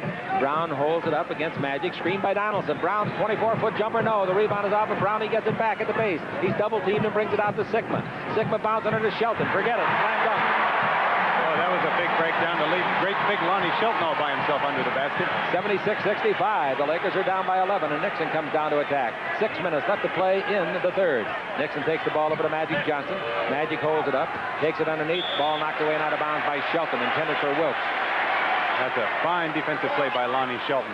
Sure was. Jamal cut so well to the basket. Nice pass by Magic, and Lonnie got a hand on it. Wilkes has got the ball into Norman Nixon. Nixon guarded by Brown. Screened by Kareem. Nixon around it. He's down the middle. He slips. Did he travel? No. He picks up the ball and takes it into Kareem. 5 on the clock. Out to Nixon. 3 on the clock. A 20-foot jumper. No. The rebound to Magic. Reset on the 24-second clock. Now Magic gives the ball to Norman Nixon. Nixon holds it up at the top of the key, 21 feet out. Over to the right side of the simulcast to Magic and low to Kareem.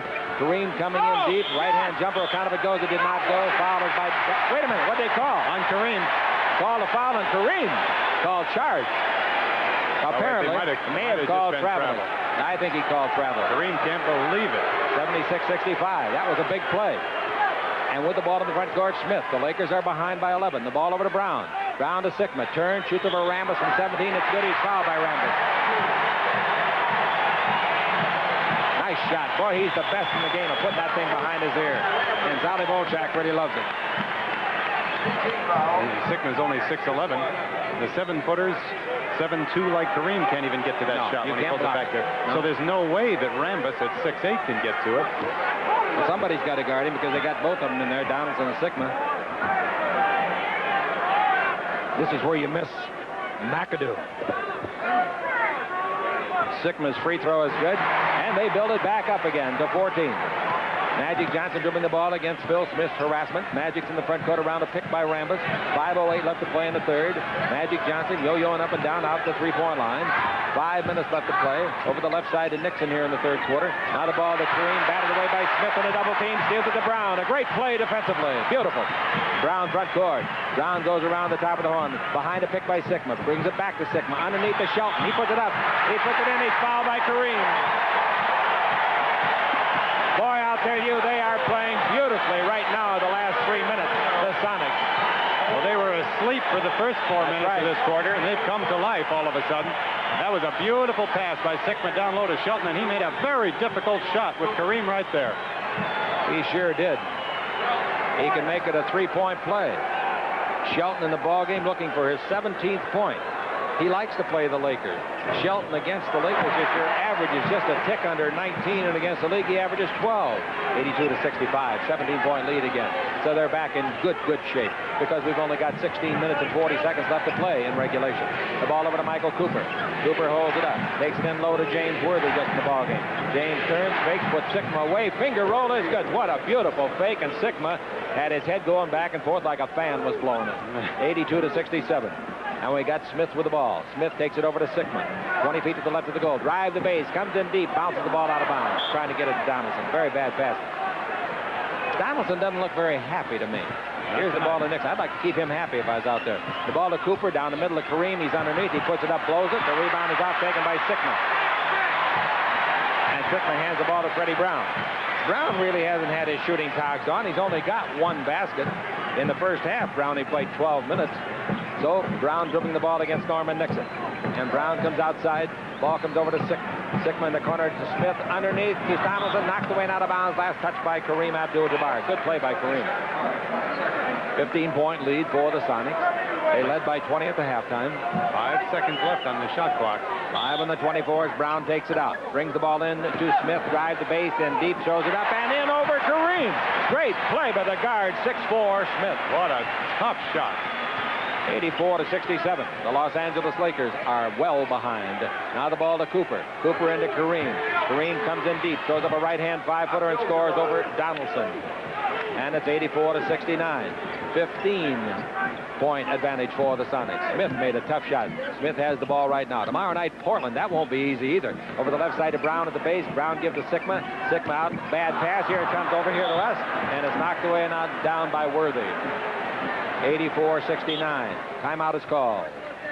The Lakers call the timeout. The Sonics lead 15. The Lakers in 8 minutes and 45 seconds have cut 5 points off their 20-point halftime deficit. This is the world champion Lakers basketball network. And Norman Nixon. The Lakers are down by 15 points. Can they cut some of it off before we go to the fourth quarter? If they could get it down to, say, 9 or 10 going in the fourth, we might have some fun. Cooper's got the ball out in front to Nixon. 3 minutes left to play in the period. Into Kareem, very good position. Right-hand hook of 5, no good. The rebound is off. Worthy's got it, loses it. Free ball on the floor, picked up by Donaldson. James is not very happy out there tonight. No, he's not.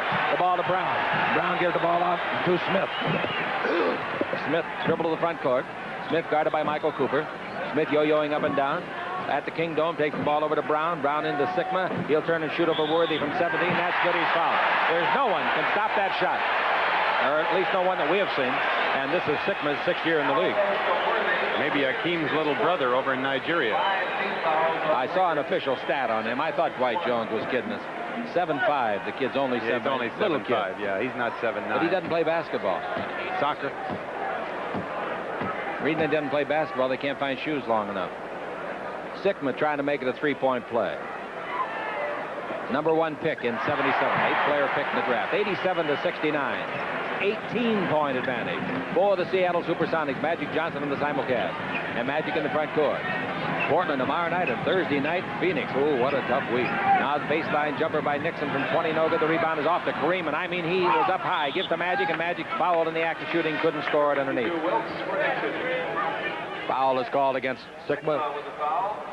Norm Nixon comes out, and Wilkes comes back in. That was a beautiful pass by Kareem inside the Magic. Found himself in a very tough position under the basket with Sigma right on him. This must be taken in context. This is not one of Magic's better games. Still, it's better than most guys ever play. But he's not having a Magic Johnson type night. In the first half, he had 10 points, 5 rebounds, and 3 assists. But his whole game isn't just quite on tonight. 87-70 as he made the second after missing the first. That certainly is no discredit to Magic, because he plays so well, so consistently. High pass, Shelton goes up to get it, takes the ball over to Sikma.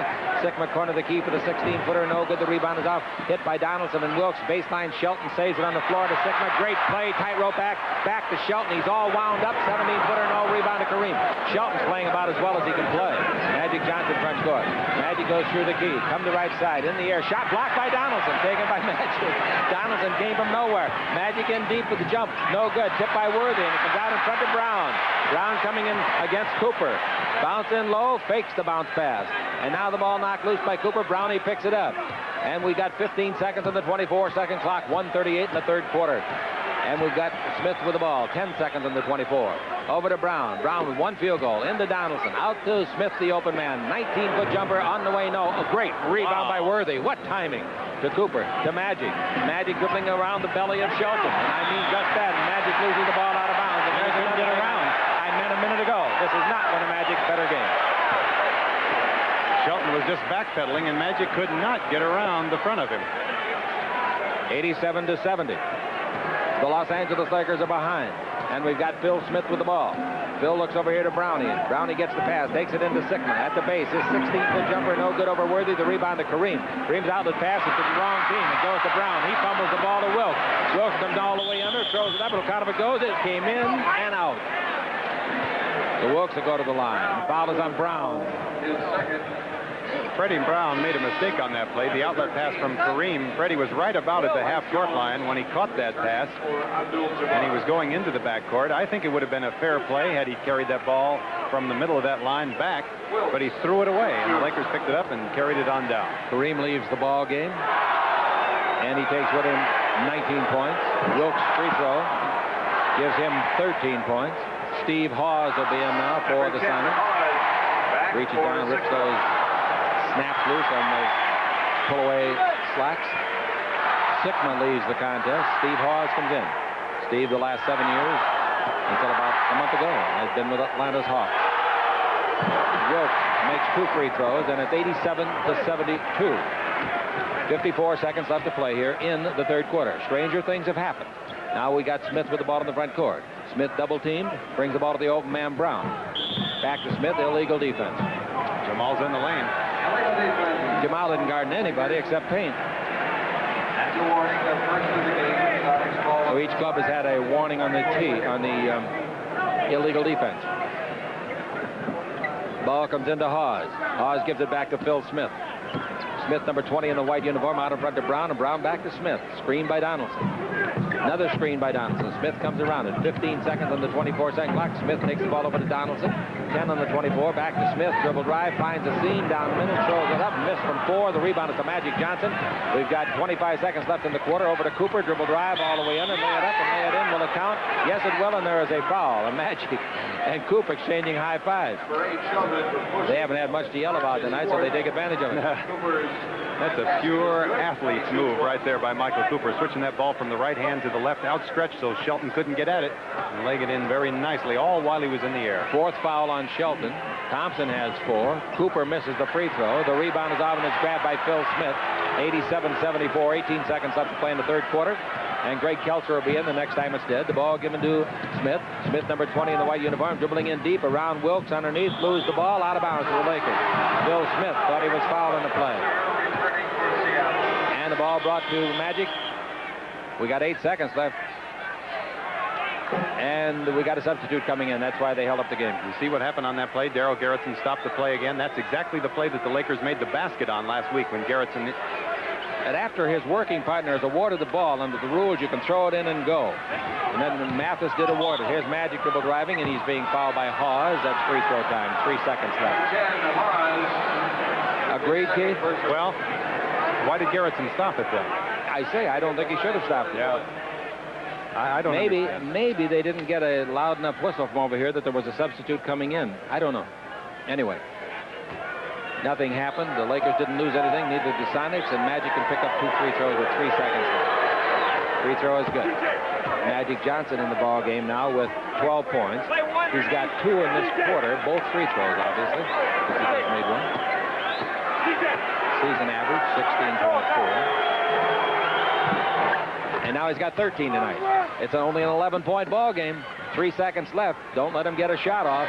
Kelser fires, but it won't go, and the quarter's over. At the end of 3, the Seattle SuperSonics, who led at halftime by 20, now lead by 11. So the Lakers had their best quarter of the night so far as balance is concerned. This is the world champion Lakers Basketball Network.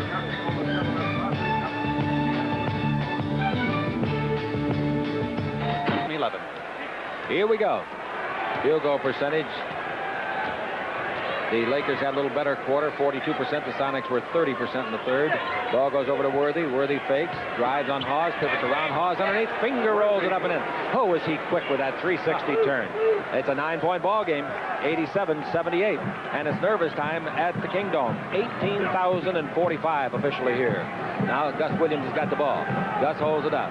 Cooper's after him. The pass comes out in front to Brown. Brown cross-courts it back to Gus. Baseline to Sigma. He won't miss that in a month. He won't. 18-footer. He's made 4 of those in this half from there.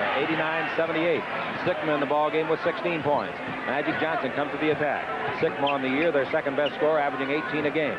Now the ball out in front comes to Worthy, and Worthy to Cooper.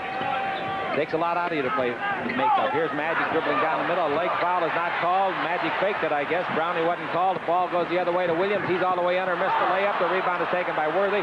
Pull it up in the front court to Wilkes. 3-on-2. Down the middle of Magic. Left side to Dwight Jones. He puts it up on a reverse layup and scores it. I think and it's 89-80. The reason Gus Williams missed that shot, he was sure that Michael Cooper was going to go up and try to block it. He leaned a little extra hard, and that momentum carried the ball to the other side. 10:44 to play. If the Lakers get this thing down to about 5, you'll hear some hooting and hollering here. Williams got the ball against Michael Cooper. Williams looking, and an illegal defense is called against the Lakers. Technical foul. Look at the Lakers have 4 players in the key. Illegal defense on the Lakers' second goal of the game. So the technical foul will be shot by Sigma. Sigma's career free throw average, career for this big fella, 82%. Isn't that great? This year he's shooting 83.5% from the floor, or that from the free throw line. He can give them a 10-point lead, and they'll also get the ball. He missed it. 89-80, 10:36 left to play.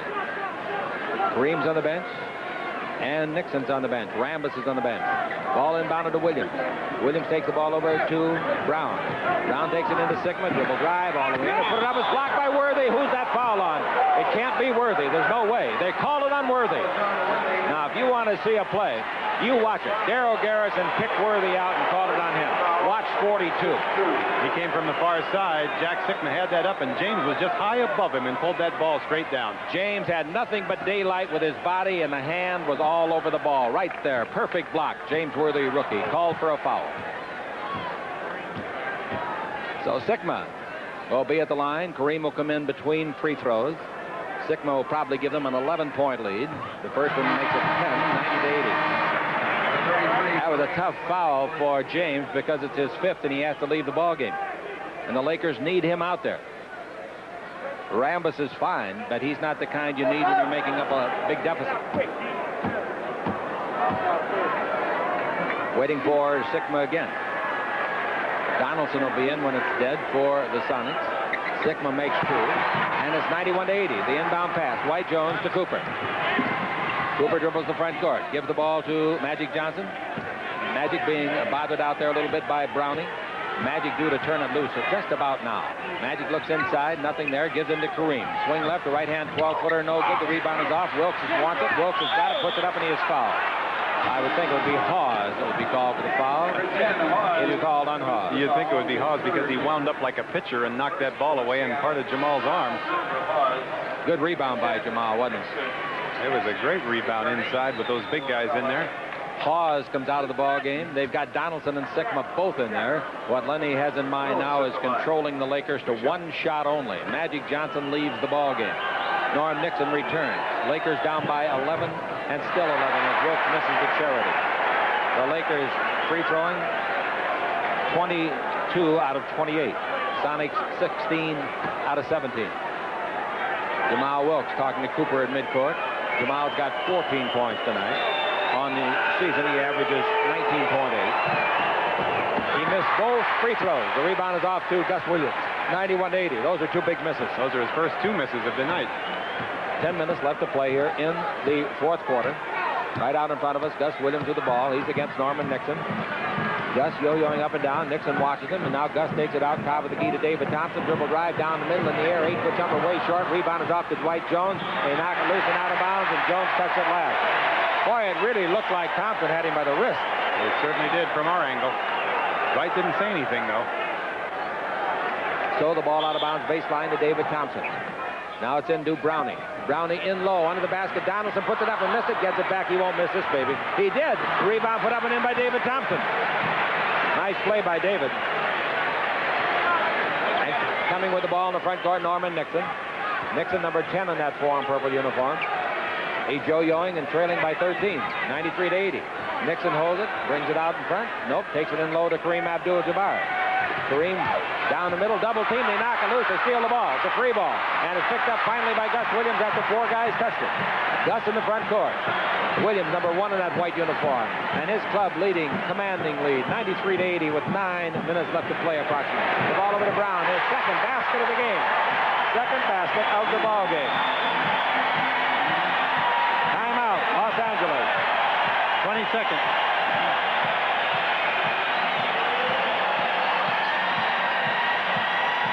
It's only at 20.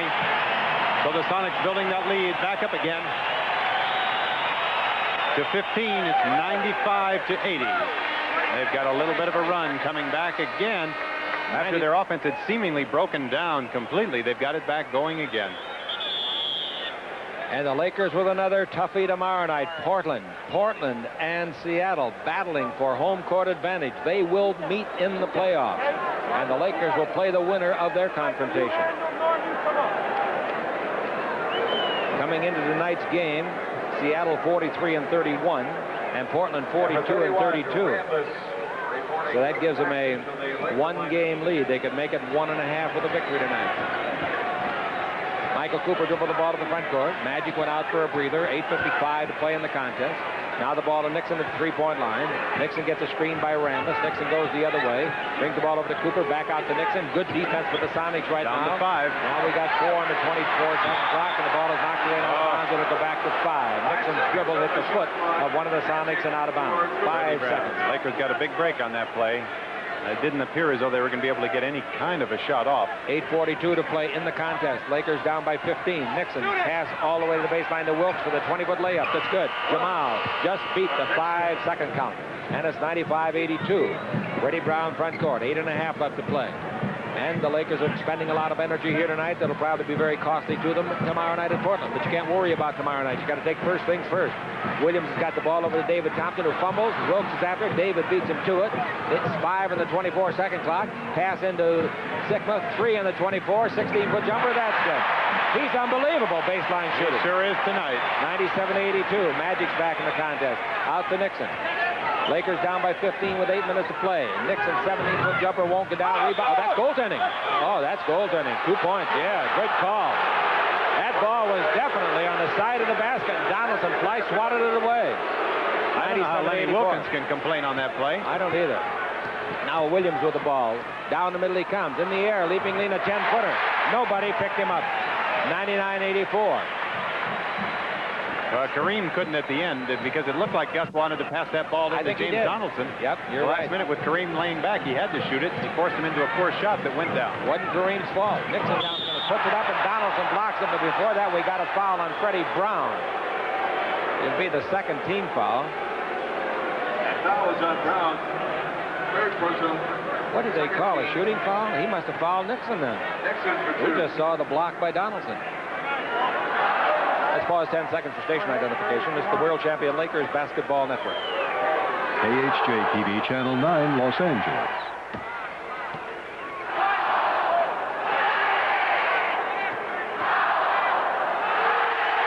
Norm looking for his 10th point tonight. Gets it. He averages 15 a game. 99-86. He also averages 7 assists. He's in the top 10 in the assist department. We got Gus Williams coming to the front court, leading by 13 with 7.5 to play. Gus Williams looking inside. The Lakers in any illegal defense? Not right now. Here's the ball to Thompson. 16-foot jumper. Good shot over Jamal. Boy, David's got that old spring back again. Those legs are working. Got him way up in the air for that jumper. He's got 4 in the second half. 21 in the game. Pass underneath the Magic from Nixon. The shot is blocked from behind by Thompson. Taken by Kareem. Running with the ball by Kareem. Travel. Boy, did David Thompson block a shot by Magic right under the basket. Great block shot. Great. Magic taking it up not as quickly as he ordinarily does and not respecting the jumping ability of David Thompson. I don't think he knew he was there. 7 minutes left to play in the ball game. The Lakers trail by 15. The ball comes to David Thompson. His 20-foot jumper, that's good. Hey, you might as well let him get out of their system. 103 to 86. 6:45 approximately left to play. Nixon with it against Brown. Brown's played a lot of minutes. Nixon shoots over him from 17. Won't go. Rebound to Donaldson. Donaldson to Thompson. This club's going to look awfully good in the playoffs. I'm telling you, Nick Williams hit a 19-footer. Everybody's talking about the Lakers playing San Antonio and or Boston or Philadelphia. They better start worrying about Portland and Seattle. This club is impressive. This is the world champion Lakers Basketball Network. 4 points. Right, here we go. Magic Johnson coming to the ball in the front court. Magic dribbling the ball to the three-point line. Now gets top of the key. Now Magic takes the ball to Cooper and low to Worthy. Worthy against Sigma. Worthy working on Sigma. Pass underneath to Kareem. Good pass. And Kareem's shot is rejected by David Thompson. To Williams. Williams in the front court. 17-foot jumper. No. Rebound is off to Worthy. Worthy to Magic. The Lakers are playing just like at the tie game. Nice playing. Now the ball to Coop. To Kareem. Slam dunk. Yeah, I'd say nice playing. That was some kind of play. How about that block by David Thompson, that hook shot of Kareem? How about the one he blocked on Magic a minute before? 2 blocks. Here's Williams dribble driving, loses the ball. Ball to Worthy. Long pass down the floor. Cooper catches up with it. Gives to Kareem. Slam dunk. He's going to wear it out. Is that net ripped down there from those two? It looks like it. It does look like it. Either ripped or stretched, I'll tell you that. 105 to 90. 5:38 to play. Now Williams pass to Freddie Brown. Brown back to Gus Williams. Now to Browning, 30 feet out. Over the right side here to Thompson. Thompson's 18-foot jumper on the way, no. Rebound is off to Worthy. Worthy's bounce pass hits the foot of Sigma. Sigma picks it up, gives to Williams. Williams underneath, throws it up and in. That's a very costly play. Long pass front court to Kareem underneath to Jamal, and Jamal scores. 107 to 92. Paper airplane comes sailing down. That's the only thing that's fallen well for the Lakers tonight. Here's the ball, Gus Williams. Feed it to Browning. Brown back to Gus at the green 10-second line. Here at the Kingdome. Over to Thompson. Back out in front to Gus Williams. On the simulcast, we got 5 minutes to play. Brown into Sigma. Comes in deep. Puts it up, and it bounces in for him. It hits short and low and crawled over the rim. He ended up shooting that ball with his left hand. A little unorthodox, but it still bounced in. Sigma's got 16 in the second half and 22 in the game. 109 to 92. Now you begin to wonder how long Pat will keep him in there before he starts resting him for tomorrow night's game. The ball to Wilkes. Wilkes' 18-foot jumper on the way. No. Foul underneath. Kareem appears to be hurt. Uh-oh. Kareem is talking to Donaldson. He wants some of Donaldson. Donaldson must have hit him with an elbow. Kareem was holding his Adam's apple. I didn't see the play. Did you? Maybe no, I back didn't on the see screen. it.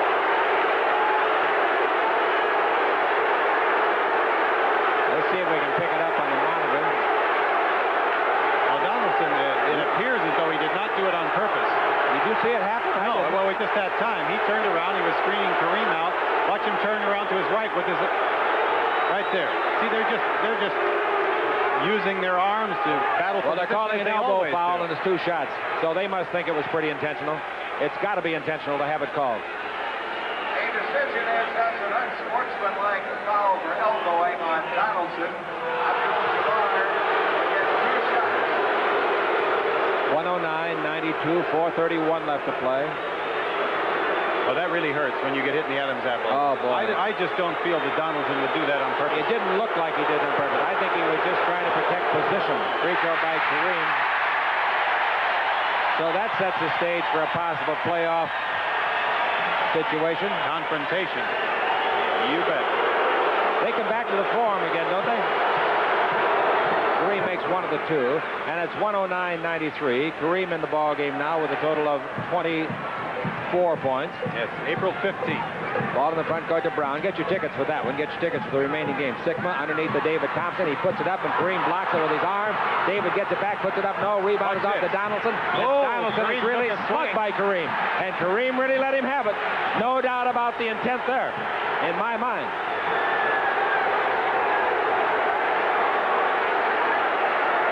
Kareem was waiting for him to come in. He took a pretty good shot at David Thompson first, and then when Donaldson got that rebound, Kareem really came down on him.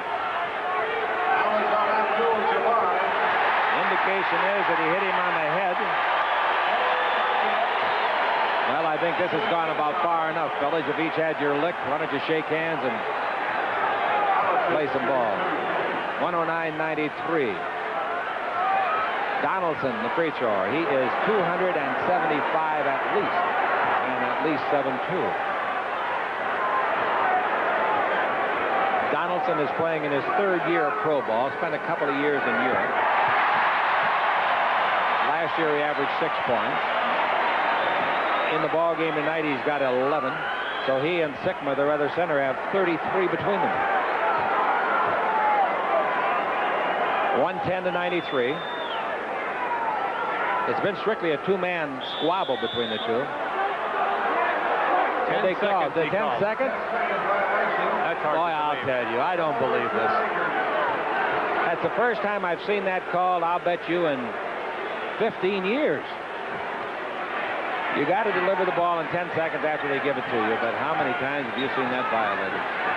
Here's the ball into Kareem against Donaldson. Swing left, a right-hand hook at 10 is good. I'm glad Donaldson didn't slug him back. I think that they've had enough of it at each other. Both good guys. 110-95. Look at Kareem, Chick. Look at how animated Down he with is. the ball in front court. Kareem against Donaldson. Backdoor to Williams. He has the ball off his hand and out of bounds at the Lakers. The crowd booing was a very easy play to call. Magic's got the ball in the front court. Magic down the middle. Magic in deep. A right-hand 8-footer is good. 110-97. They should call a timeout now, they being the Sonics. Are they going to when they get to the front court? I think they will. 3:38 left to play. Now Brown in the front court. He hasn't called it yet, and I guess he's not going to. 3:30 left to play. Still a 13-point lead. That ought to be pretty comfortable. Sigma in playing against Worthy and vice versa. Sigma's 18-footer at the base. That's good. Well, he's a little unusual from there tonight. He's good, but nobody's that good. 112-97. Ball in the front court goes over to Michael Cooper. Cooper down the middle of Wilkes. Wilkes in deep, stops underneath, puts it up, and Sigma blocks the shot. Nice play to Thompson. His bounce pass intercepted by Cooper. Great play by Cooper. What Back reaction. to Magic. Down the middle of Worthy. Tries to slam dunk, and he's flattened by Donaldson. I think Donaldson's looking for something now, and he's able to get it. He didn't make any doubt about his intent to put Worthy down hard. Did he? No, there's no question that he did. He was waiting for James. He wasn't expecting little James to go up and to jam that ball right on him like that. James just jumped right into it. Big James. Donaldson leads the ball game. That's a smart substitution by Lenny Wilson. Get him out of there before we have something untoward happen. Worthy's charity is good. Worthy's a little guy. He's only 6'9", 220. 6'9", 220. He qualifies for little James tonight. He looks for his 10th point with the next one. He got it. 112-99. 3 minutes to play. Ball to Thompson. Thompson threw the ball away that set that up for the Lakers. Thompson dribbled the ball to the attacking zone. Thompson against Jamal Wilkes. Out in front now. Thompson says, what do we run? And there goes Gus Williams. They've got 3 guards in there. Thompson's playing the small forward. Thompson drives down the middle in deep. Throws it up and in. Great play. David Thompson, they're using him as a small forward, and he's got 25 points. 17 in the first half. 8 in the fourth quarter. 114-99. Cooper in low to Worthy. Turn, right-hand jumper of 6. That's good. He is some kind of a player, James Worthy. 114-101. 2:30 left to play. This will not be the Lakers' worst defeat of the year. That was 25 points or 26, whatever, by San Antonio. Gus Williams got the ball. Brings it to Jack Sigma. Sigma's jump shot from the baseline tonight has been just fantastic. Brown takes it into Shelton. Shelton bounces out in front to Sigma. Sigma bounced through the key over to Thompson. Dribble drive underneath. Puts up shot, no good. Rebound to Thompson. Puts it up, no good. Rebound is off. Comes well out on the floor where Gus Williams has it with 2 minutes and 4 seconds to play. Then the Lakers will run to the airport and fly over to Portland and have a simulcast tomorrow night at 7:20. The Lakers' magic numbers will be 1 and 2 still. Now we got Williams with it against Cooper. Williams brings the ball to Brown. Brown in deep, back to Williams. Williams double team, fall away shot from the free throw line, no good, but he was fouled by Michael Cooper. 1:47 to play. Timeout is called. The score, the Sonics 114, the Los Angeles Lakers 101. This is the world champion Lakers Basketball Network.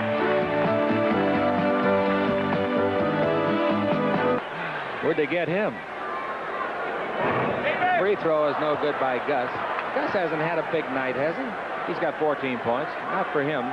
Against the Lakers this year, he's been averaging 17, so that's not bad. Against the league, he's averaging 20. He's their best scorer. He makes the next one, and it's 115 to 101. 145 to play. The Los Angeles Lakers dropping the road game, and their road record 23 and 13 now. Their overall record is 54-19. The ball to Worthy. Dribble drive around his man Shelton and score a scoop shot. Great play by Worthy. 115 to 103. Worthy's going to get a lot more playing time, Keith, as we get down to the playoffs and in the playoffs.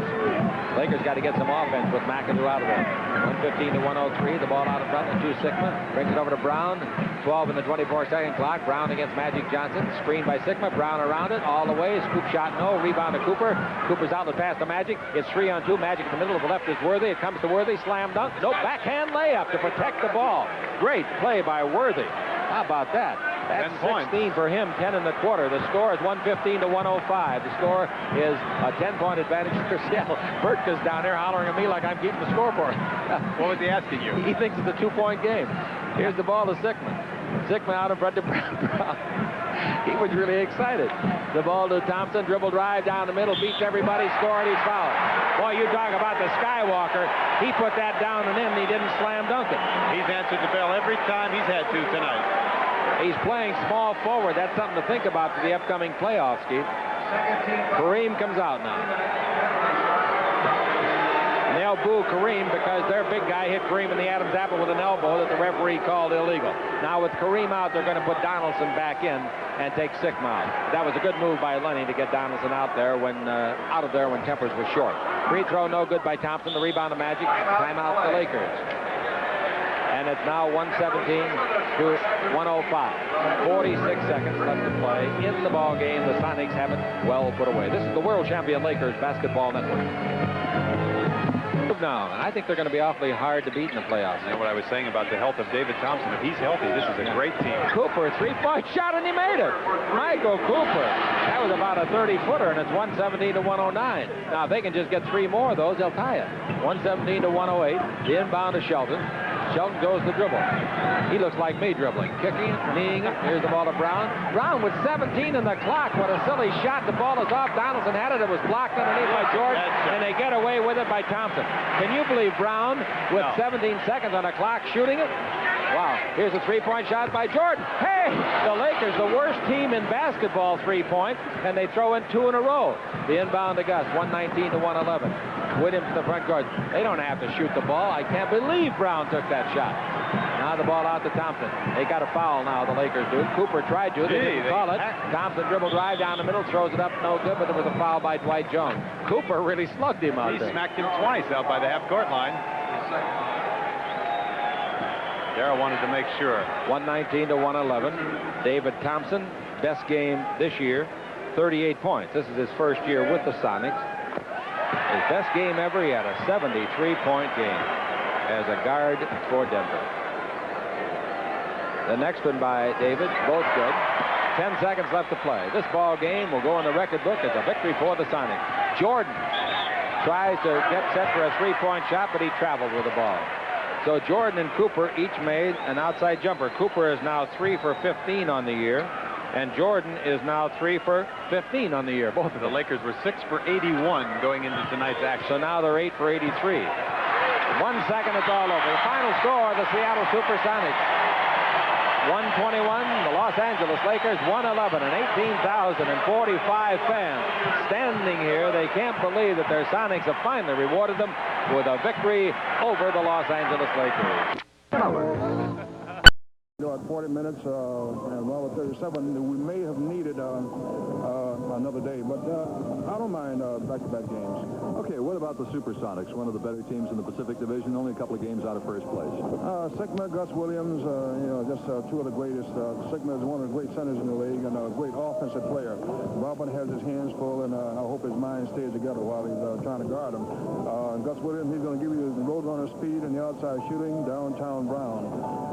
And they are very confident, and they have not lost in the last 11 games here. So we will have to be ready to play a very hard game. How about a word, Casey, on Larry Bird's performance last night? The second highest ever amount of assists by a forward in NBA history, 17 assists. Yes. I was impressed at halftime when I looked at the stats, 10 assists.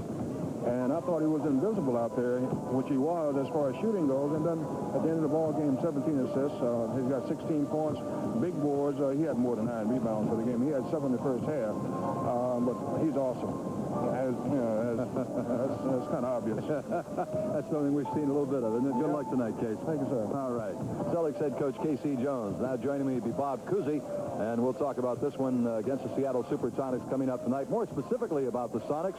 And Coos, a team that has had the Celtics number over the years. They've beaten them 7 out of the last 9 times, and out of the last 17 times the Celtics and Sonics have played, Seattle has beaten them 13 times. The Celtics have won only 4 against this club since 1977. The obvious question is why. Never done it on paper, though, Gil. Only on the floor. Yes, that's right. That's right. That's why I don't really know. I asked Chris Ford a moment ago. 7 out of 9 since Bird joined the team. 13 out of 17. He shrugged his shoulders. I said, you're a big help. I think in analyzing the thing, I'm not certain how accurate it is, but in the past, they have been able to control a defensive board very effectively. Jack Sigma almost does this by himself, but he's had Donaldson and Shelton to give him a lot of help. So the fact they've been able to control their defensive board, and by the way, they collapse to the ball inside extremely well. So it enables them to control the tempo of the game. In other words, you've got to play the game the way we want to. I think that has had something to do with it. Secondly, psychologically, frankly, I think that they've been a very good team with, like, no-name players. I don't think Sigma and Gus Williams, who are the two big gun, significant players, are identifiable outside of Seattle easily as basketball players other than being tall. So what I'm saying is I think it's easy to let down for this team, especially by the stronger teams. And if you do that, they conversely have enough strength, if you don't give it your best, to do a number on it. I don't know if that makes any sense, but doesn't make any sense at all. Yeah. Shall we start over? Okay, what about Sigma, though? I mean, he's got 35 pounds or so on Robert Parrish, too. Yeah, but Robert, I'll tell you what. I think the Celtics are going to want to bring Sigma away from the basket. Only, again, because Donaldson and Shelton are gone, and that's where we should have an advantage in those forward spots. I mean, Bird, McHale, and Mack should have a field day on that offensive board if they can get Sigma outside. I think Robert is going to have to do that, and the other thing he's going to do is run his butt down floor. He's going to want to make Sigma work. All right, in just a moment, we're going to find out if what Bob just explained to us makes any sense at all to begin with. We'll be back with the opening tap. The Celtics and Sonics coming right up.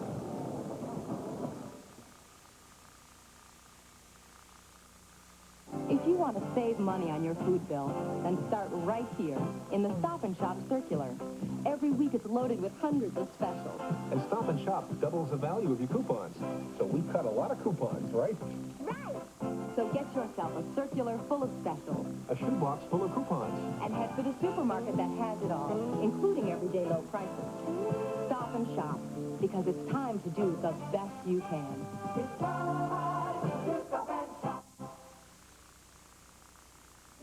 In 1877, Samuel Cabot, a Boston chemist, formulated the original wood stain, a finish that outlasts paint. Today, Cabot stains are still the best thing that ever happened to wood. They beautify naturally, never crack, peel, or blister, penetrate deeply into the wood to preserve and protect better than any other stain. Your home deserves the best. Cabot, the original stain, the standard for the nation since 1870. Once again, everyone, Gil Santos along with Bob Cousy here at the Kingdome in Seattle, where here tonight. The Celtics are taking on the Seattle SuperSonics. Our officials for tonight are Jake O'Donnell and Tommy Nunez. The Celtics come in with a record of 40 wins and 12 defeats on the season. They have a 7-game lead over Philadelphia. The 76ers winning tonight 114-109 over New Jersey. There you see our officials, Jake O'Donnell on the left, Tommy Nunez on the right. A crowd of 20,000 is going to be on hand here in the Kingdom this evening. The top crowd of the season for the Sonics. They're 27-23, 20-6 at home, including 11 consecutive wins at home. The Celtics are 18-7 on the road. Starting for Seattle, Tom Chambers and Reggie King are the forwards. Jack Sikma is the center. Gus Williams, there's Sikma. Gus Williams and Al Wood are the guards. The Sonics have beaten the Celtics 7 of the last 9 times they've played. And since 1977, they're 13-4 against the Celtics. And we're underway here in Seattle. The Sonics right away missing the first shot. Gus Williams getting the offensive rebound. And it's 2-0 Seattle. Celtics with a 10-point win last night, 125-115 over the Golden State Warriors at Golden State. All right, Gerald Henderson for the Celtics, and now Larry Bird. He had a 17-assist night last night. Dennis Johnson, baseline, ties the game at 2-2. Johnson, a big favorite here in Seattle from his playing days with the Sonics when he was a member of their World Championship team. So we're tied at 2 in the early going. We've played 30 seconds in Seattle. We'll have a telecast Sunday night as well from Portland. Sikma, offensive rebound. No, that's going to be a loose ball foul on Reggie King of Seattle. That is the first team foul on the SuperSonics here in the first minute of play. It is 2-2. All right, Johnson, you see Al Wood guarding him. He's a 6'6" player. Played 2 years in the NBA so far. Bird from outside, no, and Sikma the rebound. Gus Williams has always had some of his better games against the Celtics. Tom Chambers coming up a bit short. Good defensive pressure by Bird, and Henderson pushes it up for the Celtics. Gerald takes it all the way. Nice runner, but he missed the shot. Chambers' outlet is stolen by Dennis Johnson. It is 2-2 right now. They try to go low to Parrish, slapped away. Sonics, one of the better teams in the league at stealing the basketball. They're averaging nearly 9 steals a game.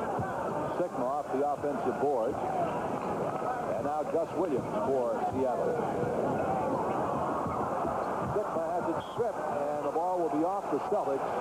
It'll still be Seattle ball with 14 seconds showing on the shot clock for Seattle in this possession. Looking at Al Wood from the University of North Carolina Tar Heels. Now Gus Williams, Wood's backcourt partner. Wood came over here in a trade with San Diego. From the corner, Sikma carries.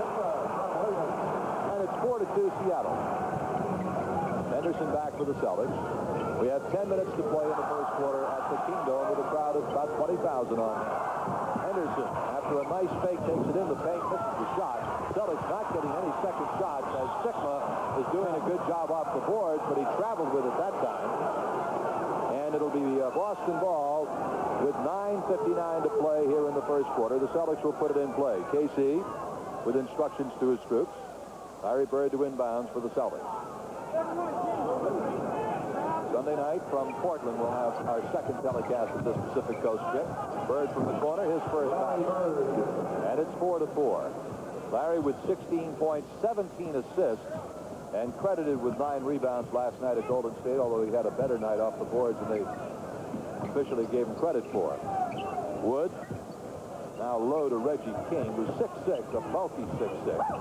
Wood from outside, partially deflected by Johnson. Nice defensive play. Dennis Johnson.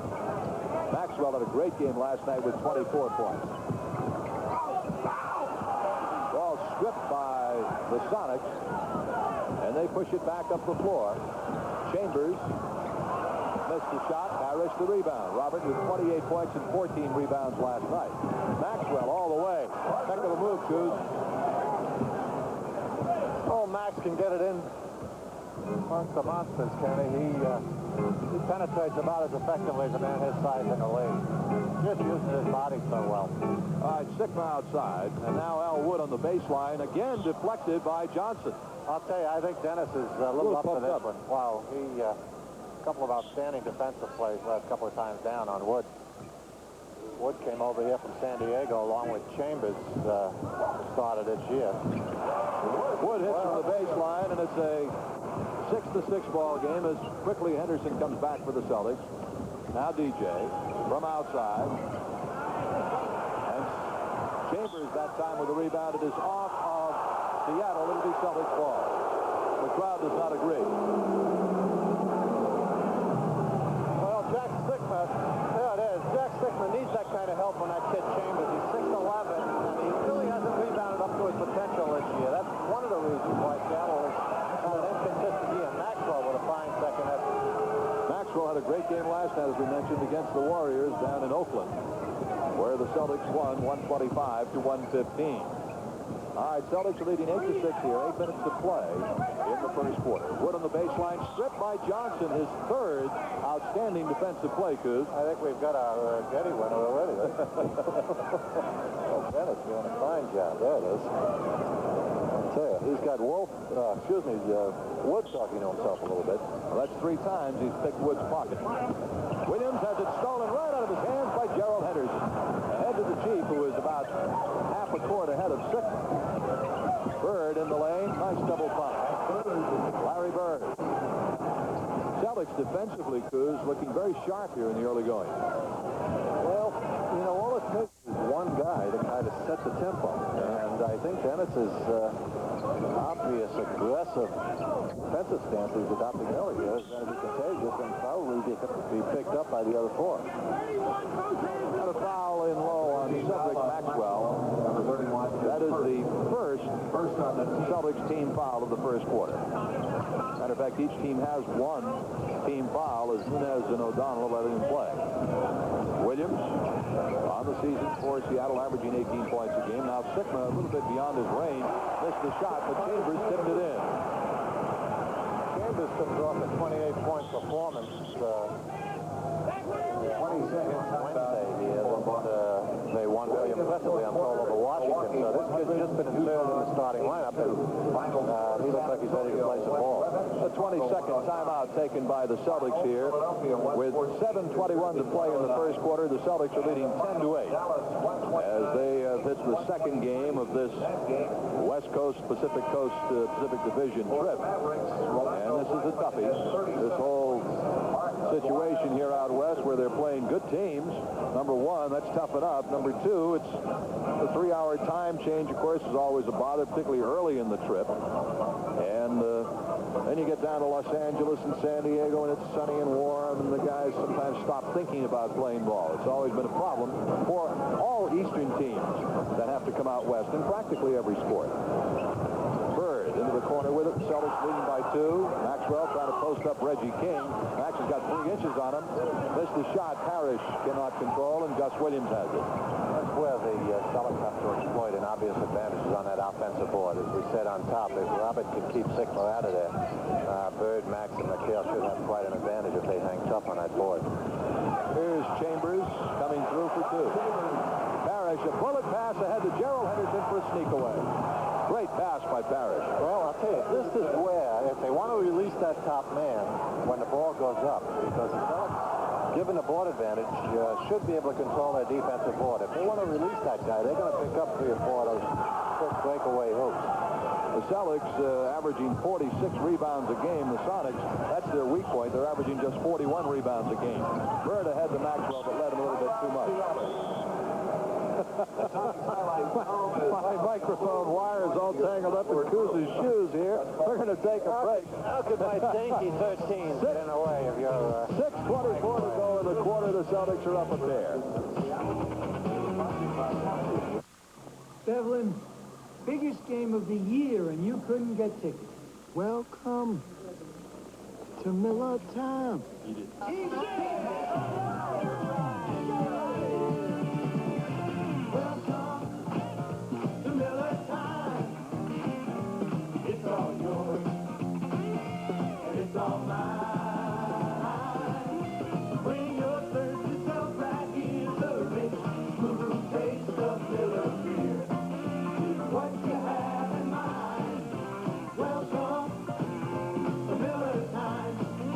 Welcome to the rich, smooth taste of Miller.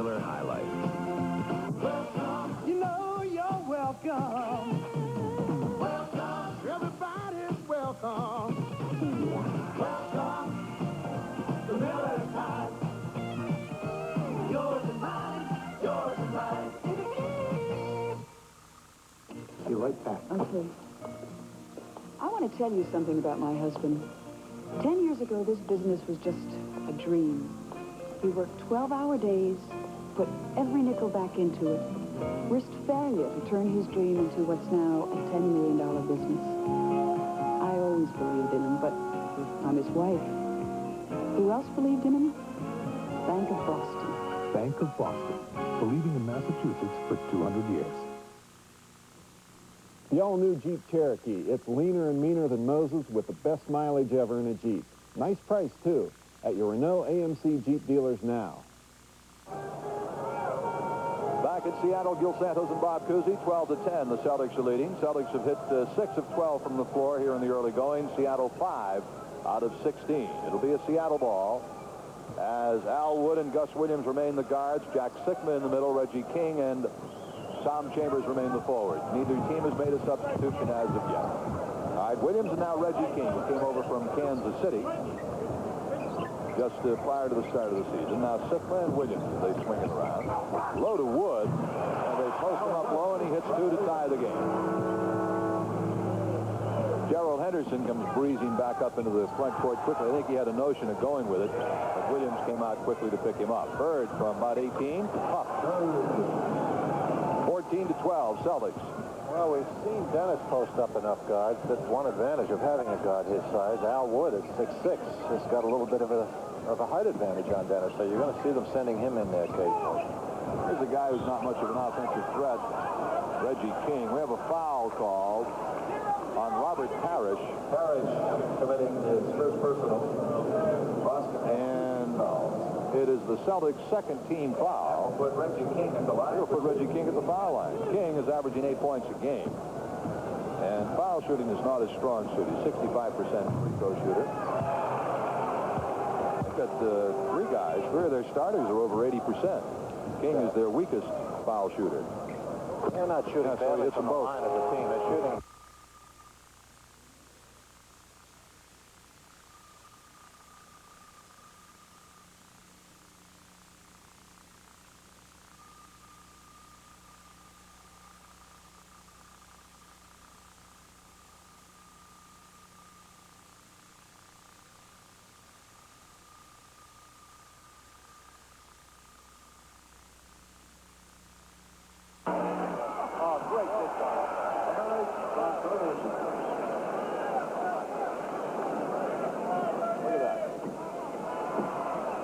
Nice job by Larry Bird.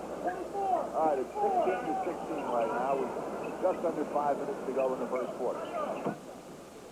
Chambers misses the shot. Parrish the rebound. And he's got a foul on Larry Bird.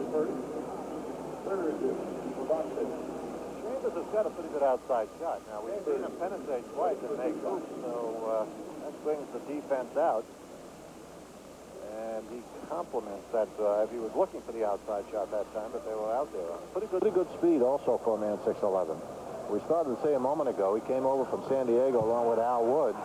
Pretty good deal for the Sox. Well, yeah, they're both in a starting lineup. They gave up Donaldson, good backup center, who was playing first-string center now at Walton out, and Kelser, who's, well, so forward. But they gave up their first-round draft.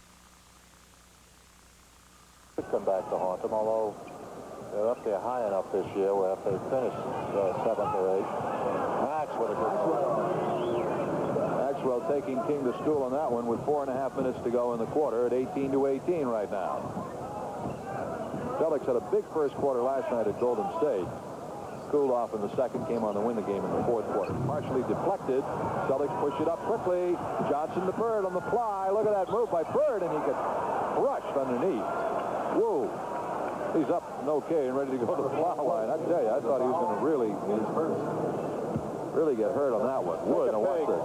There's the Dennis Johnson lead pass. Leads him just slightly too much, but Bird's able to catch up, but he's not able to make it on the strong side of the basket. He takes it across, and that's when he collides with Wood there. Larry shooting 2. He's averaging 23.5 points a game, just under 10 rebounds, 6.5 assists, 100 steals. He's in the top 10 in the NBA in scoring, steals, and free throw percentage. Moves up to 3rd third, by the way, in free throw percentage. Rather than free throws, yeah, he's sixth in steals. Up to 87%. Foul called on Henderson, which will be the Celtics' fourth team foul. Catch that foul on number 43. First one on Gerald Henderson. But still a possession foul.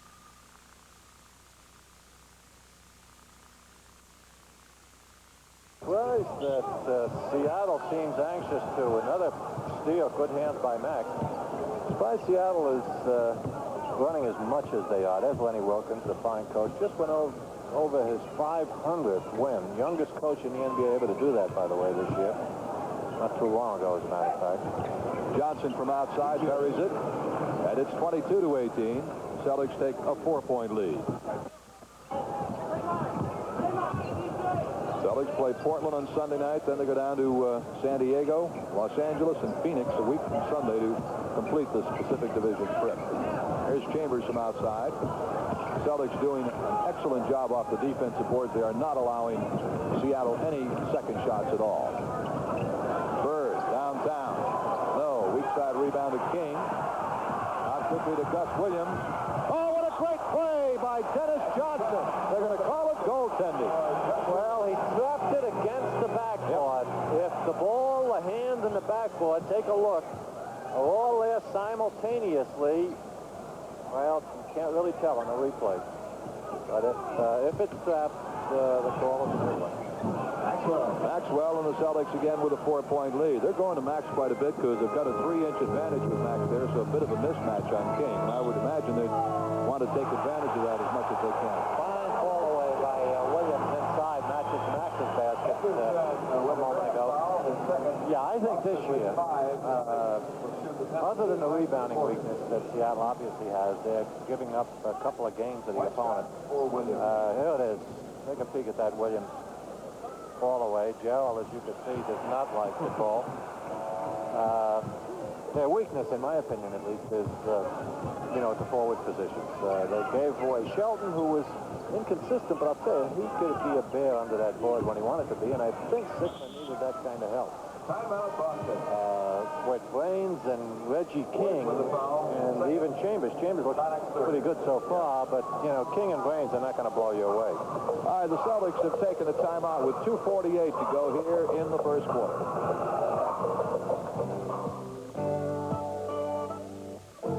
We help you do more business.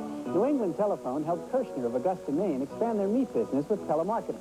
Now they're carving out larger territories because they're servicing accounts by phone between sales visits. And customers buy more often. We have a 68% increase in orders from telemarketing accounts.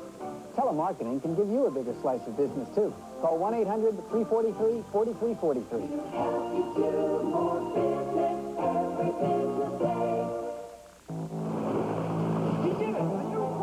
An Olympic finish is just the start for the Boston Globe, because that's when the award-winning Globe sports team goes to work on the scene and back home to put together the Globe's exciting comprehensive coverage of the Winter Olympics, including first-hand reports from sports writers John Powers, Lee Mosville, and Tony Chamberlain. Only one paper gives you such full, in-depth coverage.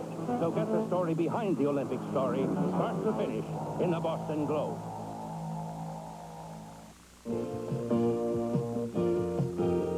Sophisticated new Chevy Celebrity for 1984. It's the new breed of family car for the 80s. Test drive one today at your Massachusetts Chevy dealer and experience the sensation of a ride into the future. We're not number one for nothing. Your Massachusetts Chevy dealer. We're not number one for nothing. Your Massachusetts Chevy dealer. You know, at Midas, we install over 12,000 buffers every day. It's a good thing we work fast.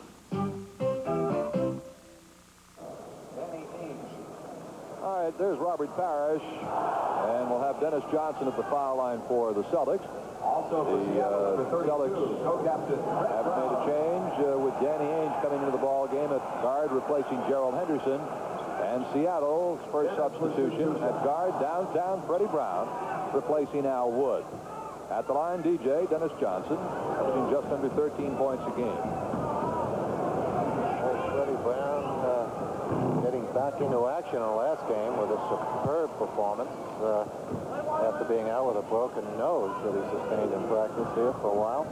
Freddie's got about as good a range as any player in the league. I'll tell you, he's been bombing from, as they say, downtown for 12 years now, right? This is his 13th.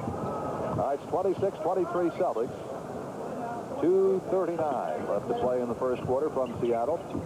King, and now here's Brown. Sigma over Parrish. No. Celtics do not allow a second shot, but it's into the hands of Chambers. Well, probably shouldn't allow that to happen. 6'11" man should not be able to come over and slip a guard. However, Freddie Brown gives it right back. All right, Ainge and Johnson now the Celtics backcourt combination as you look at DJ. Sigma, on the other hand, is awfully quick for that 6'11", so there's the alley-oop. Parrish, after a fake, misses the shot. Bird offensive rebound, but Sigma comes away with it. Yeah, he showed quick hands again that time. That was a Sigma strip there of Larry Bird's rebound. All right, Ainge ahead to Bird. Celtics leading by 3. They try to go low to Maxwell. Nice job. A great pass by Bird. The Celtics have their biggest lead of the ball game. 5 points with 1:40 to go in the first quarter. Absolutely. I'm sure Max would want to give credit to Larry for that one. He created the shot for Max. Traveling called on Gus Williams. Celtics are putting good defensive pressure on Seattle here in this first quarter. Good job by Danny Ainge there. Overplaying Williams to his right. He prefers the right, obviously. He's got, boy, that overwhelming blinding speed. So if you're not alert, he'll go by you either way. But that time he tried to fight the pressure and pick up the offensive foul called on Cedric Maxwell, and that's Cedric's second personal foul of the basketball game. We have 1:25 to go in the first quarter. Jake O'Donnell and Tommy Nunez calling him a little close to start the game out. Yeah, the first 4 or 5 minutes they weren't calling anything at all. All right, Sigma with Parrish on him. Tipped up and in by Tom Chambers. Well, he's 6'11". Yeah, that's the second time they've allowed him in there. Also, Chambers should not be given at 6'11", obviously, that kind of flexibility. Bird from outside gets the 2 back for the Celtics. And Boston holds on to that 5-point lead, which equals, as we said, their biggest. Chambers is their second best rebounder, by the way. Sigma leads the team easily with 563. Chambers with 317. Only 125 off the offensive board, and he's got a couple already tonight. From way outside, Freddie Brown, and a foul is going to be called on Dennis Johnson. Kevin McHale comes in for the Celtics, and he replaces Larry Bird. DJ picks up the foul, his first, and Brown will be at the line. Another one of their outstanding foul shooters, 87.5% at the foul line for Freddie Brown. When it comes to filling the hole, I'll tell you, it doesn't make any difference from what distance Freddie's at. Whether it's 15 or 55, you leave him alone, and he's going to do a little damage. Latest college ball of Iowa. On the season, averaging just under 9 points a game. I was in Iowa Wednesday. I'll tell you, they're grousing a little bit over the misfortune of their state team, Iowa, there, who they expected to do real well. A little unhappiness at the moment. And not tearing the Big Ten up. Maxwell trying to post up on King, and does. Max has had an outstanding first quarter. 12 points. 12 points. That's leading the Celtics here in the first quarter. I'll tell you, that comes on the heels of a gangbuster performance in Golden State last night. He had 13. Basket is good by Sigma. It counts. And a foul is called on Parrish. Maxwell had 13 of his 24 points in the first quarter last night. Yeah, there's a pretty good move. A little stutter move there by Sigma. Could have been a walk. I was going to say that. Jake O'Donnell right on top of it. Robert Parrish picks up his second. Sigma's tough. As we said a while ago, he makes that quick turn. He gets it low, makes the quick turn, gets it over his head, which immediately, if you're not alert, he gets the quick little jumper on you. So you've got to be right there with him, and he's got the ability, as he just showed you, to put it to the floor. effectively as well. Johnson from the corner missed the shot. And that is the end of the first quarter. The Celtics with a 2-point lead. Their biggest lead of the first quarter was 5. And we've come to the end, and it is Boston 32 and the Seattle SuperSonics 30. Working hard for the things you want is an American tradition. The product you see, a New England tradition called Presidential. And it's offered at only one place, your Key Buick dealer. 300 of these affordable limited edition Presidentials are available today in a choice of 3 colors with special emblems, lighting, and roof treatment. All in the most popular Buick model for retained value, Regal. Be sure to get one of these distinctive and affordable Presidentials at your Key Buick dealer today. Gas prices can drive you crazy. Not only do they change from week to week, they change from corner to corner, block to block. You've really got to keep your eyes open to get your money's worth. Getty wants to give you the high-quality gasoline most cars need at the lowest possible price. That's why Getty is constantly watching the competition. We're doing everything we can to see that when things change here, it's for the better. At Getty, the proof is at the pump. Under WBZ-TV's contractual arrangements with the Celtics for this telecast, the announcers for this game have been selected by station WBZ-TV, subject to approval of the Boston Celtics Corporation. Boston Celtics 1983-84 official yearbook is available, full-color publication, including action photos of all the Celtics and stats on last year's team. To order your copy, you can call 1-800-223-0255. That's 1-800-223-0255. $5 for the Celtics yearbook plus a $50 service charge. The number to call again, 1-800-223-0255. First quarter, the Celtics were led by Larry Bird, 10 points to go along with a couple of rebounds and 4 assists. The Celtics will control the ball to start the second quarter here in Seattle, leading by 2, 32-30.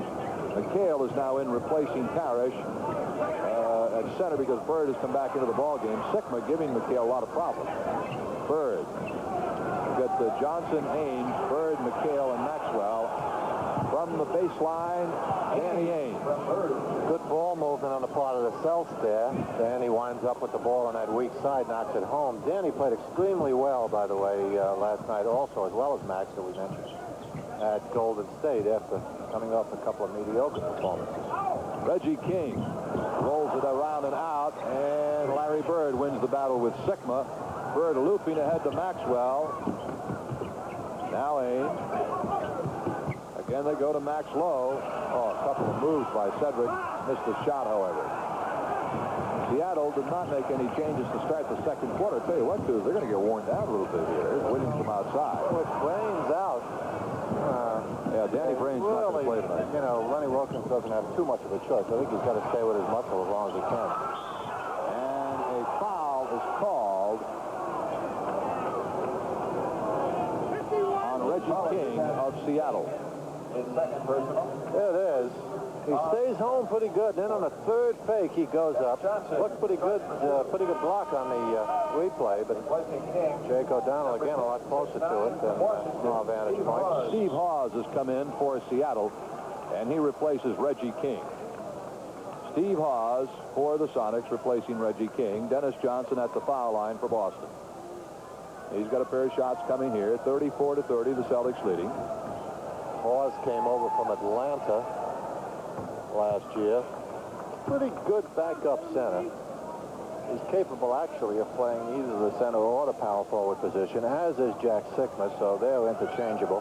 Hawes can also go outside and hurt you. He won't put the ball on the floor as well as Sikma, but he passes a little better than Jack, I think. So you've got to give him your attention.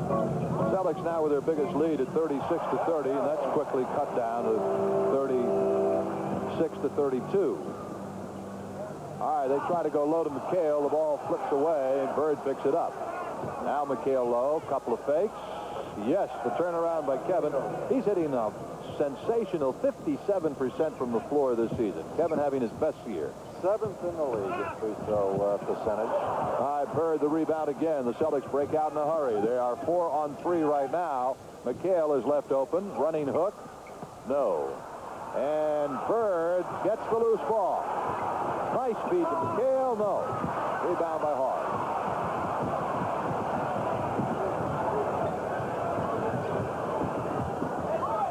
Celtics leading 38-32. Now Hawes, as Cruz told you, has a nice touch from outside. Well, it's a 6'9", a 6'10", so you're a little reluctant to go, you know, past that 15-foot range after him. If you don't, he'll make you pay the buzz. Hawes picks up the personal foul. That is the second team foul on Seattle here in the second quarter. 9:43 left in the quarter. Celtics leading 4 points, 38-34. Bird goes right by Chambers, but cannot get the reverse layup. The ball into the hands of Sigma. Oh, okay, he got clobbered, too. He looks up at Jake O'Donnell and says, come on, Jake, babe, you got to be kidding me. And Jake gives him a wry smile. Bird, nice shovel pass to Max, cutting down the middle. Good job by Larry Bird. I'll tell you, that's the third layup that Larry has created for Max. I'm sure Max appreciates it. Nice little shuffle job there. And the Sonics have called a timeout with 9:16 to go in the first half. The number gets the impact from having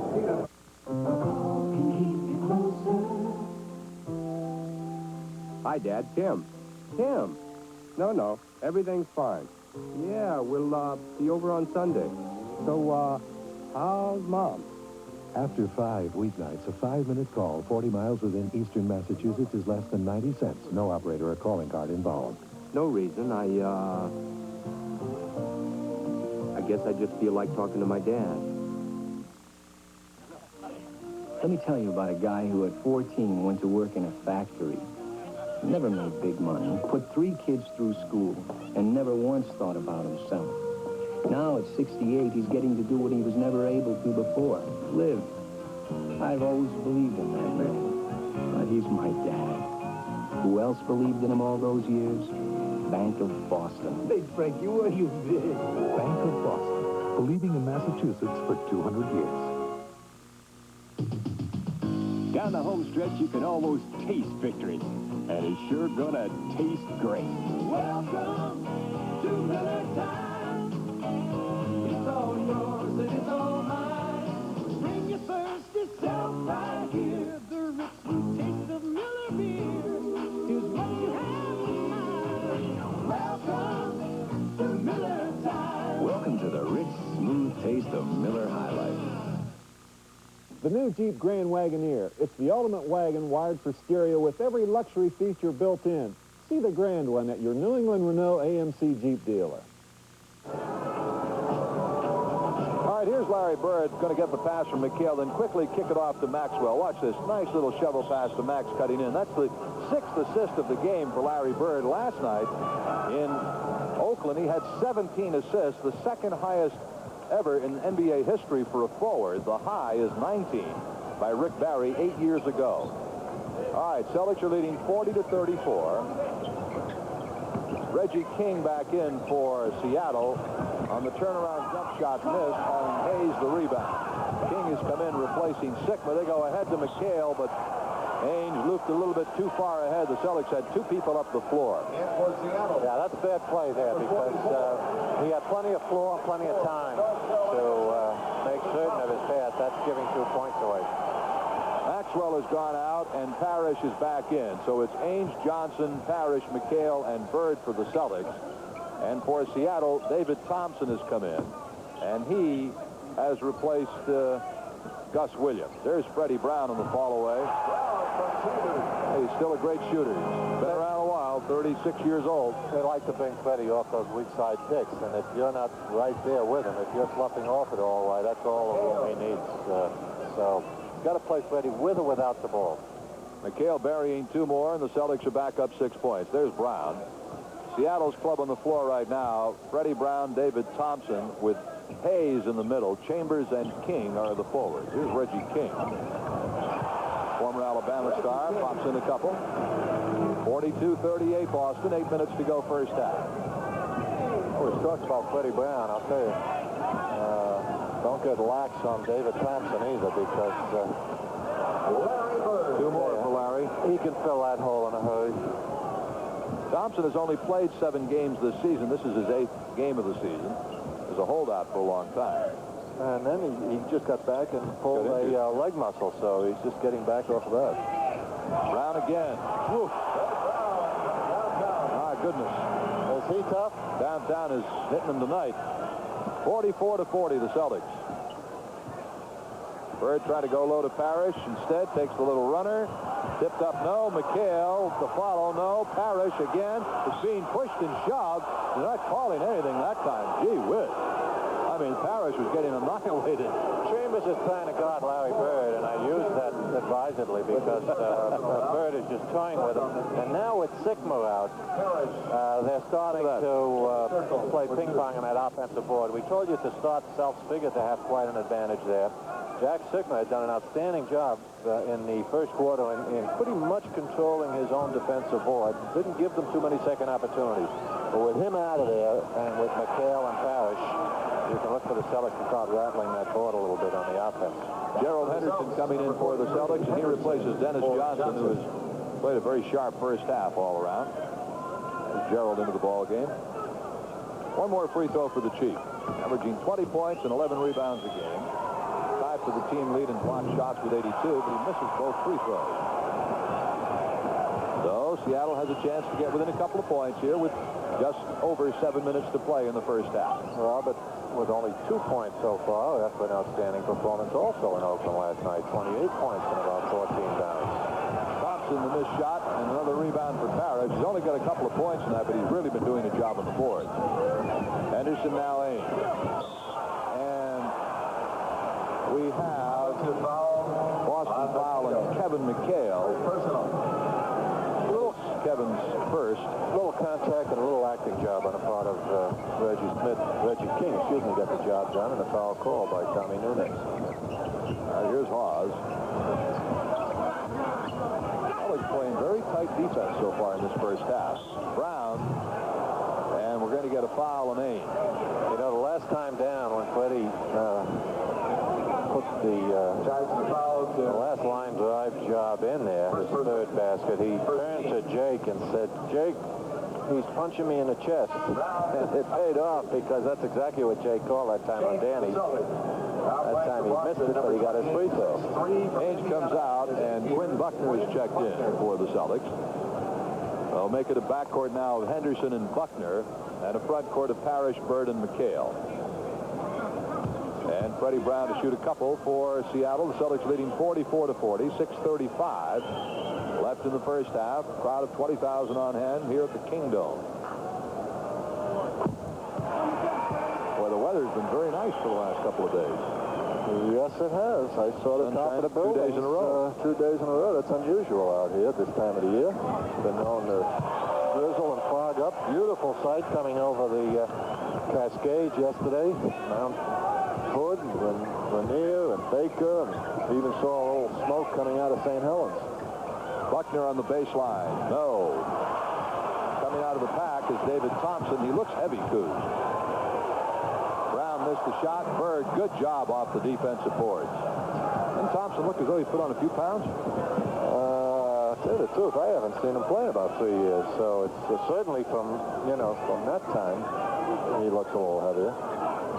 McHale sliding right by King. Whoa. You know, we talk a lot about most teams not having a man to match up with Kevin McHale, and that's so, I think, in most cases. When he came in early, Sikma was guarding him, and Sikma's a perfect matchup. Kevin didn't really do that much. But now he's got Reggie King, and he's just toying with Reggie, and Celtics are trying to exploit the mismatch. Celtics back. Bird, nice. Nice pass. Nice job by Bird, sliding right by Brown, who had him trapped to the inside. Larry went around the other way.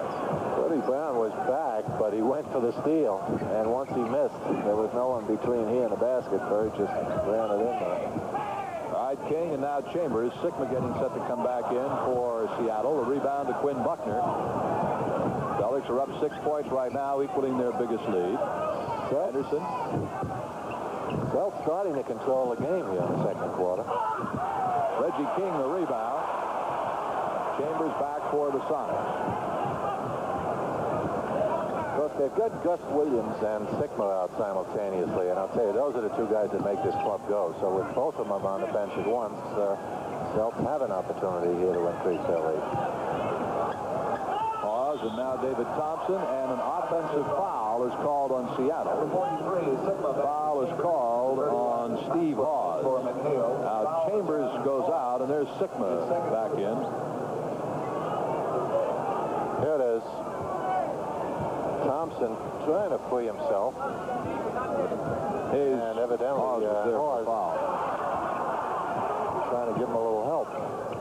Bird popping off, and he hits it as he came right off of that pick and just floated it in like a snowflake. Celtics equal their biggest lead, 8 points, and there's a timeout taken with 4 minutes and 24 seconds left to play here in the first half. The Celtics lead right now, their biggest of the ball game, at 50-42. And Coos, you were talking about the Celtics starting to take a little control here at this point in the game.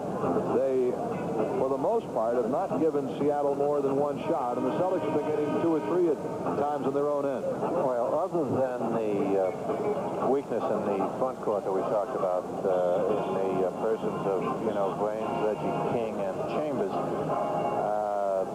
the department that Celts really have a big advantage over them in is the rebounding. So, it's not enough, as we've seen in the past, to simply have an advantage in a particular area. You've got to exploit it. In other words, if it's rebounding, you got to go out there and bang butts and hit the boards and so forth. And while Sigma was in that first quarter, they out-rebounded themselves in the first quarter, I believe, thanks to Sigma. Once they put him on the bench to get his rest, why the Celtics went to work and took advantage. I want to remind you there'll be a special edition of Eyewitness News with Liz Walker tonight at halftime here on TV4. Sigma, the missed shot, and the rebound right into the waiting arms of Cedric Maxwell. Seattle's grown a little cold from the floor here in this second quarter. By Buckner, now Maxwell. Celtics leading by 8 points. 3:55 to go in the half. Well, other than Reggie King, they don't have Bird is just toying with Chambers and now Hawes. Neither one of them are physically well matched in terms of their skills to give Larry much of a go. Yeah, Reggie King is the only one that can do any damage inside at the moment. Sigma occasionally, but as you can see, he prefers to take it to the basket, but he walked that time. Yep. So he prefers the outside shot, and Hawes isn't going to hurt you inside either, so I think that's affecting their offense negatively. Dennis Johnson back in for the Celtics, replacing Quinn Buckner. And there you see Lenny Wilkins with his third-year guard Al Woods getting set to bring him back into the ball game. Celtics right now have a 10-point lead. That's their fattest of the ball game. Bird, no. Rebound to Sigma.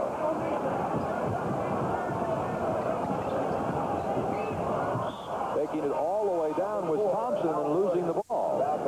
So the Celtics will get the ball back on the turnover. Now Al Wood is in for Seattle, and Reggie King goes out. That'll put Wood at a forward position, and that gives them a front court that remains small. Wood is only 6'6". Henderson is called for palming the ball. Gus Williams in for Seattle now, replacing Freddie Brown. Celtics continue to be a little careless at the strangest times with the basketball. Although I'll tell you, they've made up for it with, as we said, good rebounding here in this quarter. Also excellent defense. Last night they went loosey-goosey. Sigma finally hits one of those fall-away jobs. They went loosey-goosey in the first half and really didn't dig in until the second half defensively. Tonight it's pretty much been the reverse. Nice pass by Henderson off to Robert Parrish. Williams came in and they did not take Brown out. Instead, they took out David Thompson. That'll be Williams and Brown at the guards, Sigma at center with Wood and Hawes at the forwards. Hawes at 6'6" is a swingman.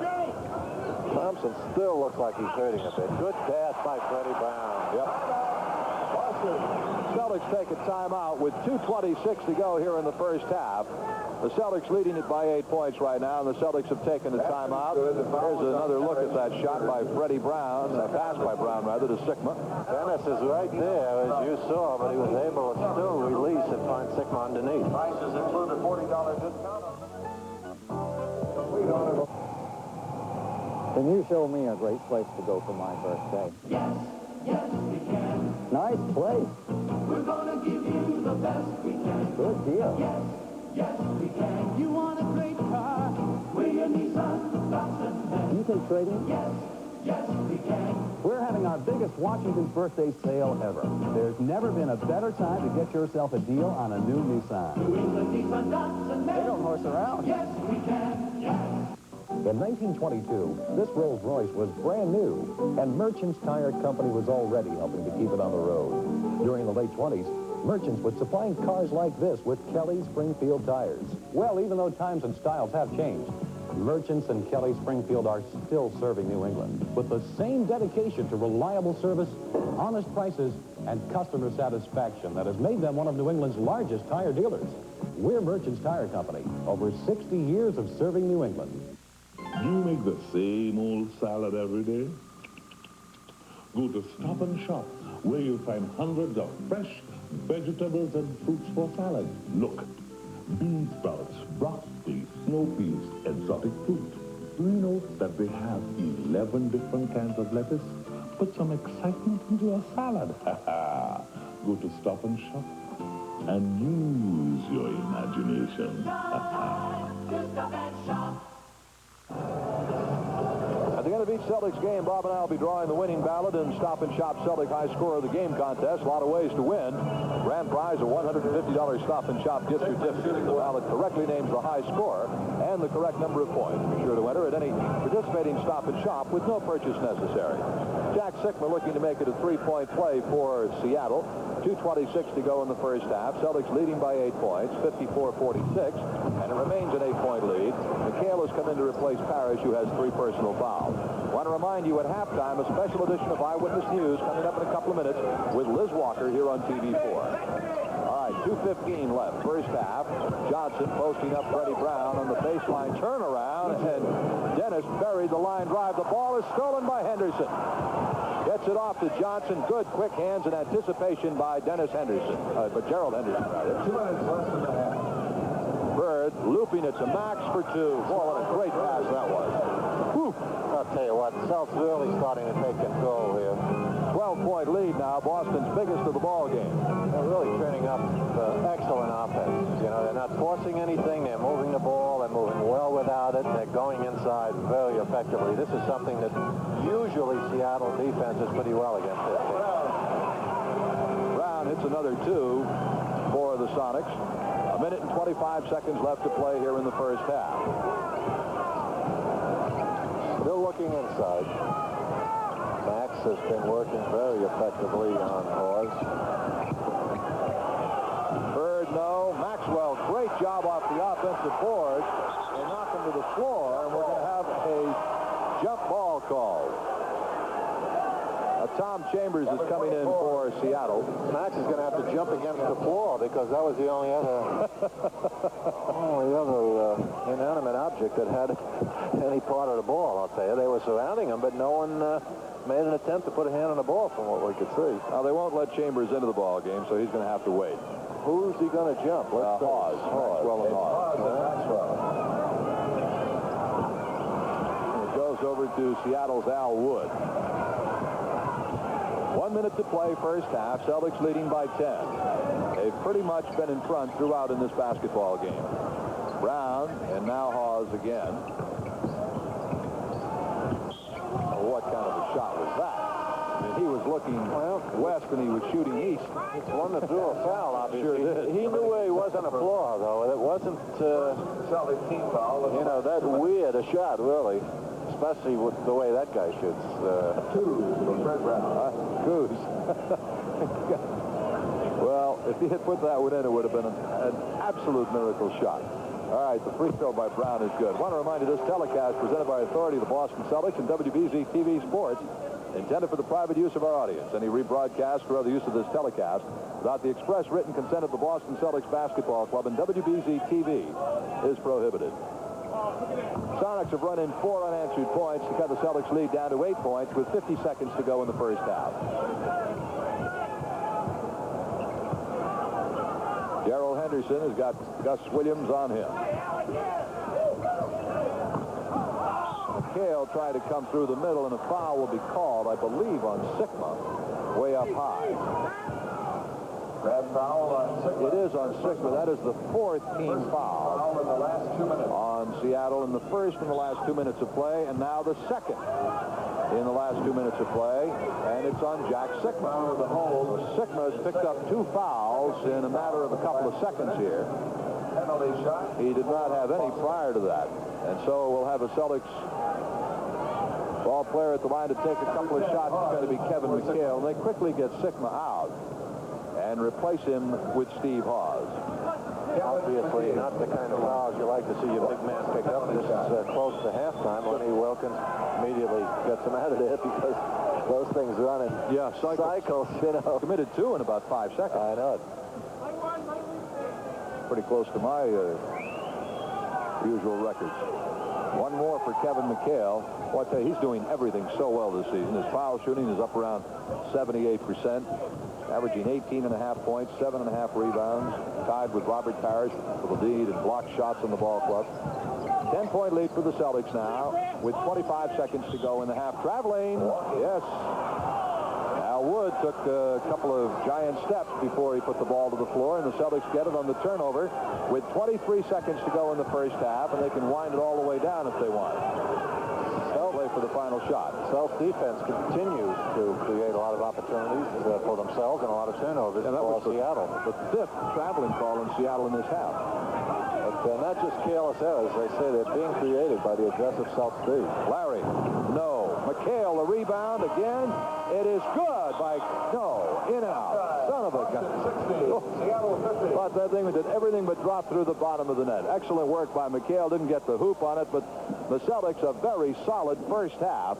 And a 10-point lead. It is 60-50 right now. There's your score. The Celtics are up by 10. Stay tuned for a special edition now of Eyewitness News with Liz Walker at halftime. And coming up next on TV4 after these messages. Phil Santos with Bob Cousy at halftime here at the Kingdom in Seattle with our score. The Celtics leading it 60-50 at halftime. Their biggest lead of the first half was 12 points. The Celtics are pretty much control the first half. Tonight's game brought to you by Mass Chevy Dealers. We're not number 1 for nothing. By the Boston Globe. Remember, no paper brings the world of sports closer to home than the Boston Globe. The Globe's here. And by Getty Unleaded Plus. At Getty, the proof is at the pump. We have a whole raft of greetings and salutations to the folks back home, way back home, as we are about as far away from Boston and New England as you can get by staying in the continental United States. And so a lot of people who are now out here in the Pacific Northwest have greetings. Hi to Jesse McFarland and Kevin Haggerty in Brookline from Scott and Jim. Robin and Hank, hi to the Insick family. You take a look at the halftime statistics showing the Celtics with 54% shooting and the Sonics with only 39. The Celtics have forced most of those 13 turnovers, too, including 5 traveling calls. They have the rebounding even, and that's got to be a home court advantage thing, Coos, because the Celtics are just doing a job on the boards. Especially in the second quarter. I thought that's really how they built up their 10-point lead. More greetings for the folks back home. The dad watching in Boston from Karen and Al. Dad in Lexington. Also, Joe and Brian, I believe. Regards to all of their friends in Boston. Barry Brown out here in business. Saying hi to his wife. Best wishes to his father for a complete speedy recovery at Brigham and Women's Hospital. Hi to the folks in Northbridge from Don Miller. Hi to Rainey DeMarsh and Karen McCarthy at Plymouth State College from Randy. Everyone in Nashua from Fuzzy. Out here in Seattle, rooting for the Celtics, Stuart Weiner, formerly of Quincy. Also, hi to, you can figure this one out. Okay, all the family and friends in Quincy from Bob Petiti. Bernie Picanisso, hello to Bernie, his mom and dad, Connor from Lisa.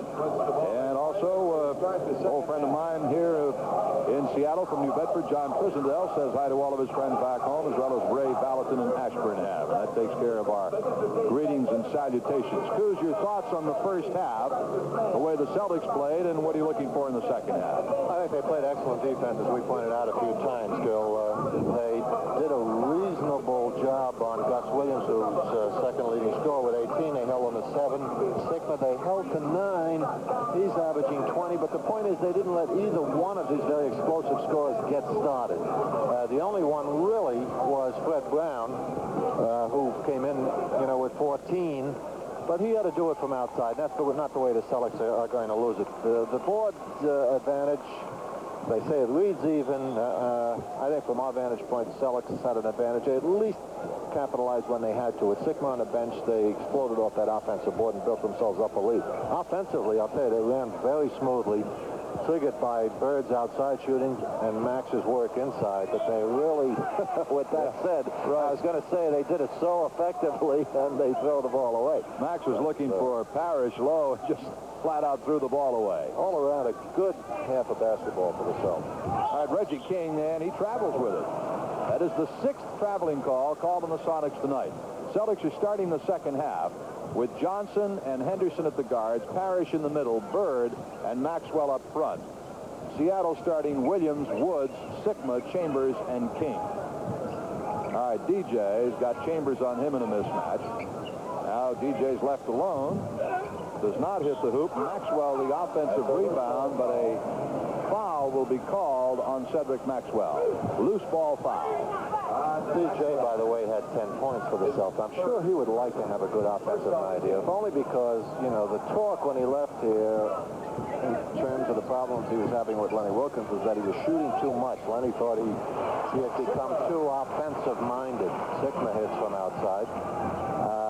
So I'm sure he'd like to have a good night offensively. Bird answers immediately. As I say, Chambers might as well not be out there. He's picking Larry up late, and, you know, he's pretty much giving him the outside shot. Larry is obliged very effectively, and when he does occasionally go out to guard him, Bird puts it to the floor and goes by.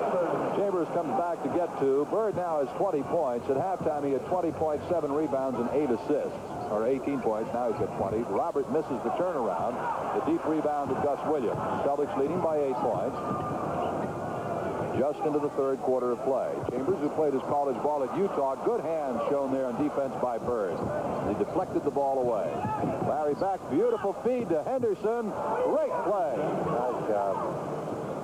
Gerald looking for a foul as well, and didn't get it.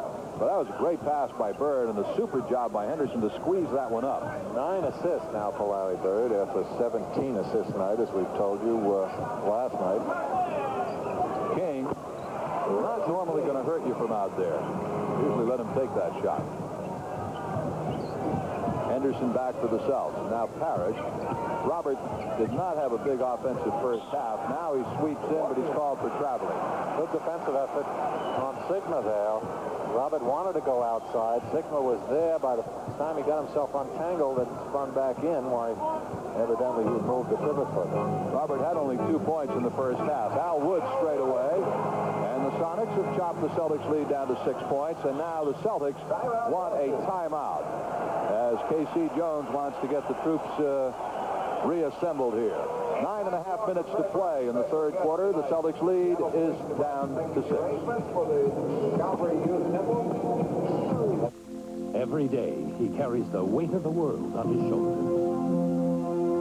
And during the Olympics, he'll be carrying the hopes and dreams of our Winter Olympic athletes as well. He'll be bringing home all the Winter Olympic action direct from Sarajevo every day in the Boston Globe. Packed with exciting photos, in-depth features, plus the first-hand reporting of sports writers Powers, Montville, and Chamberlain. You'll know the story in Sarajevo because the Globe's there. Last year, these guys set a new record. James lost. Take Niedermeyer. He led the league in assists. Helped every other team win. All right, maybe they were short on talent, but they did have what every great team needs. Desire and support. I always believed in them, but I'm their coach. Who else believed in them? Bank of Boston. Bank of Boston, believing in Massachusetts for 200 years. If a restaurant charges you extra just because you paid with a credit card, you'd probably never go there again. But that's what some gas stations are trying to get away with. Look, they say their cash island costs less. That means their credit card island costs more. Getty doesn't go in for that kind of fancy footwork. Cash, Visa, or MasterCard, it's the same low price. You don't pay a penny more to charge. We give you more credit than that. At Getty, the proof is at the pump. positive stories about positive people. Liz Walker brings you the spirit, heritage, and beauty of New England each week in her series, Positively New England. Mondays on Eyewitness News at 6. Gil Santos and Bob Cousy here in Seattle. The Celtics are leading by 6, 64-58 as they have the basketball.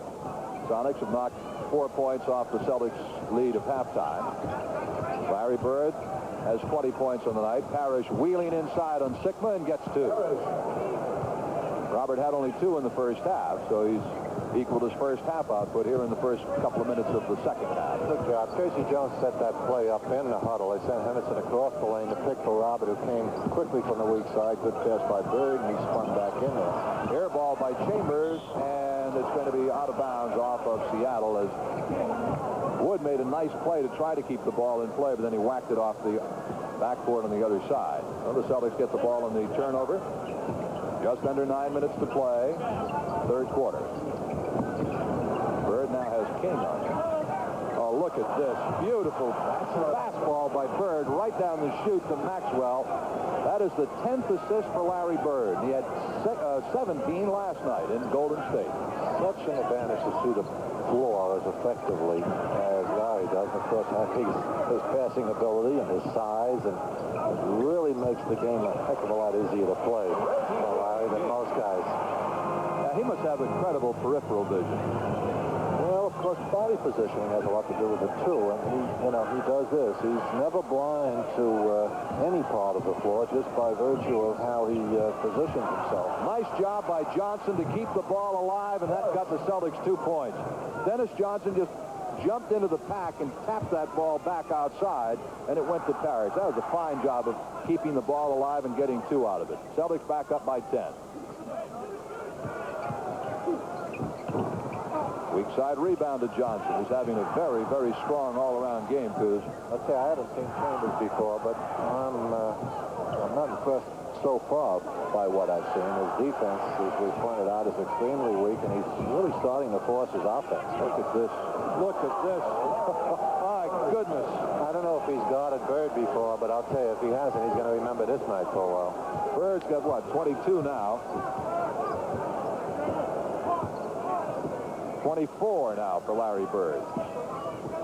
7:20 to go in the third quarter. The Celtics equaling their biggest lead, 12 points. Wood comes through, no.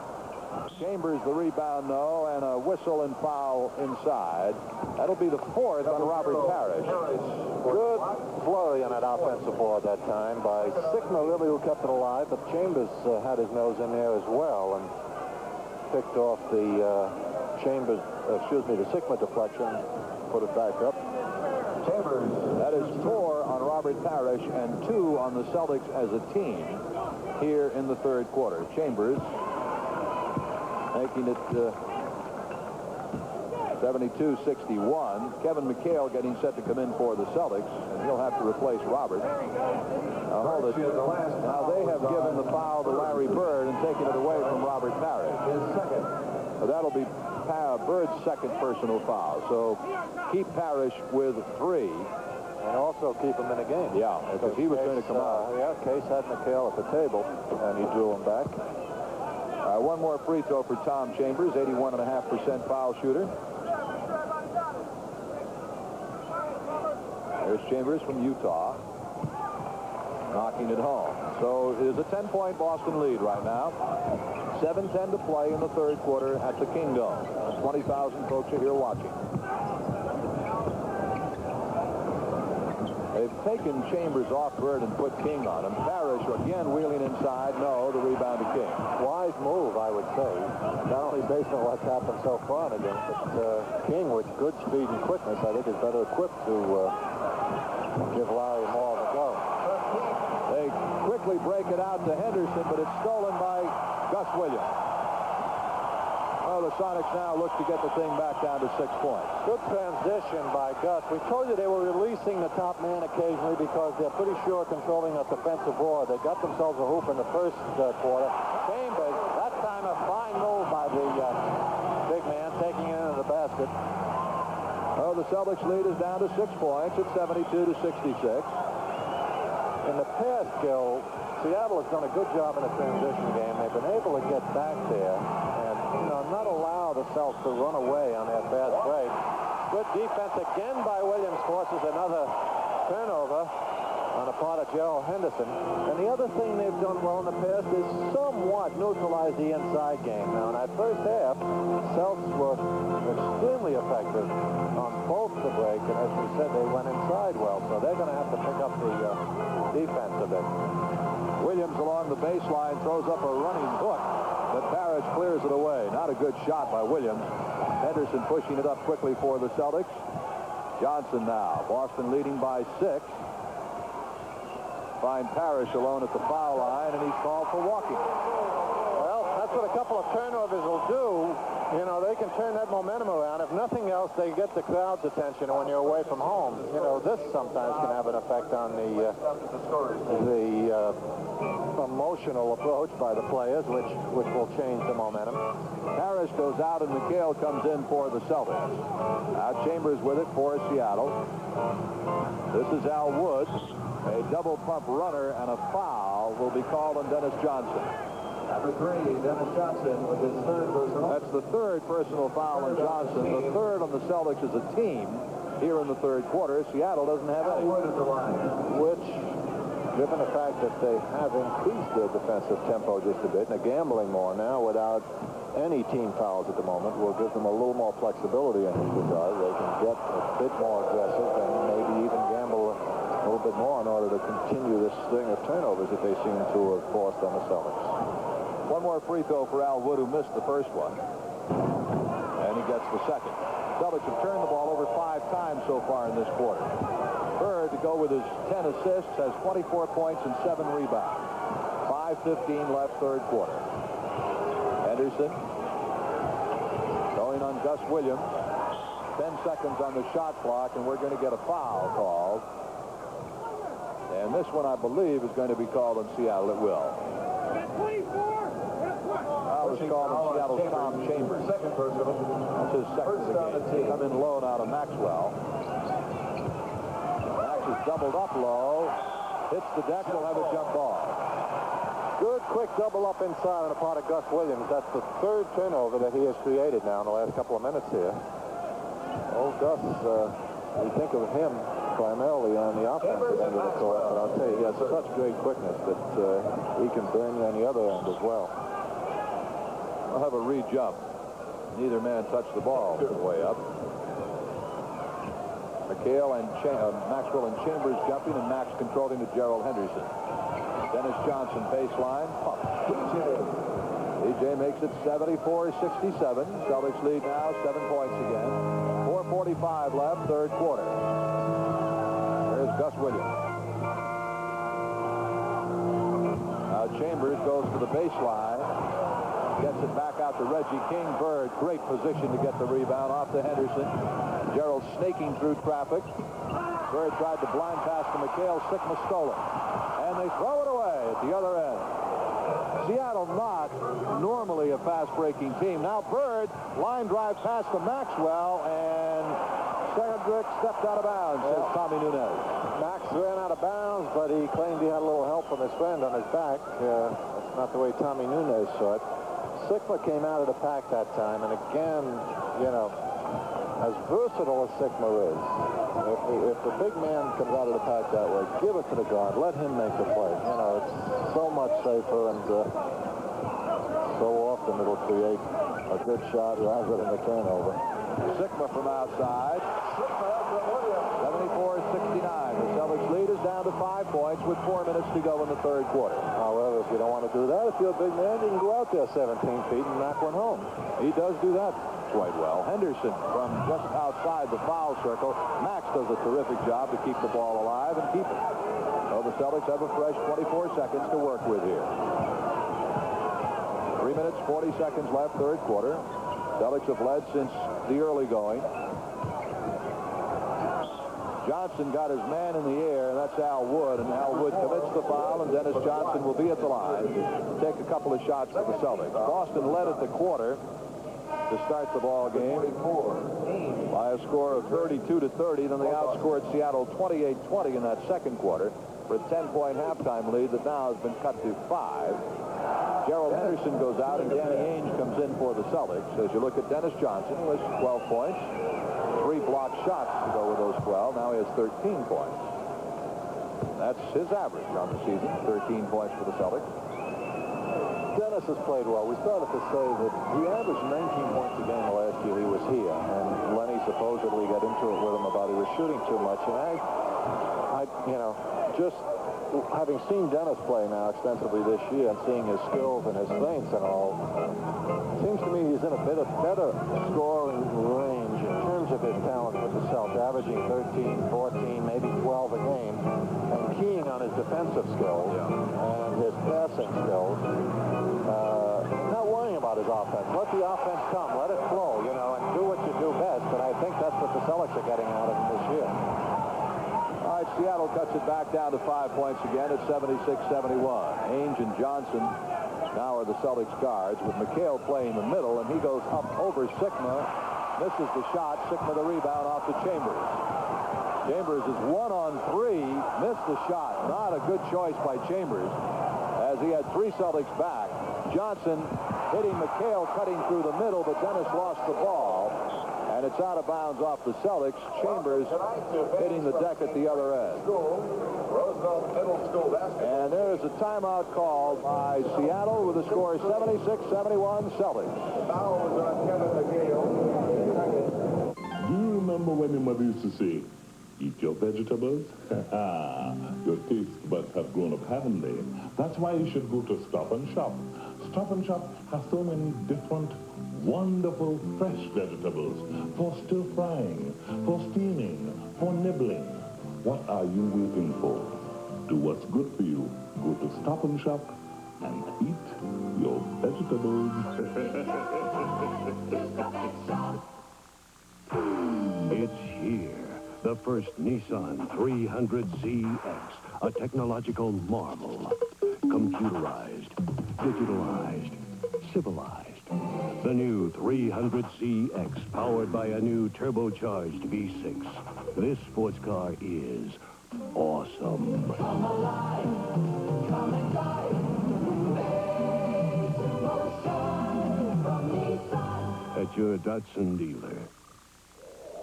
Used to good friends. Tonight is kind of special.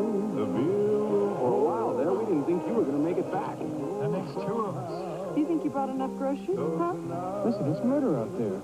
We could be stuck here for days. Well, at least you brought the essentials. When you want the taste of a truly great beer, tonight, let it be Lowenbrau. Think we'll ever get out of here? I hope not.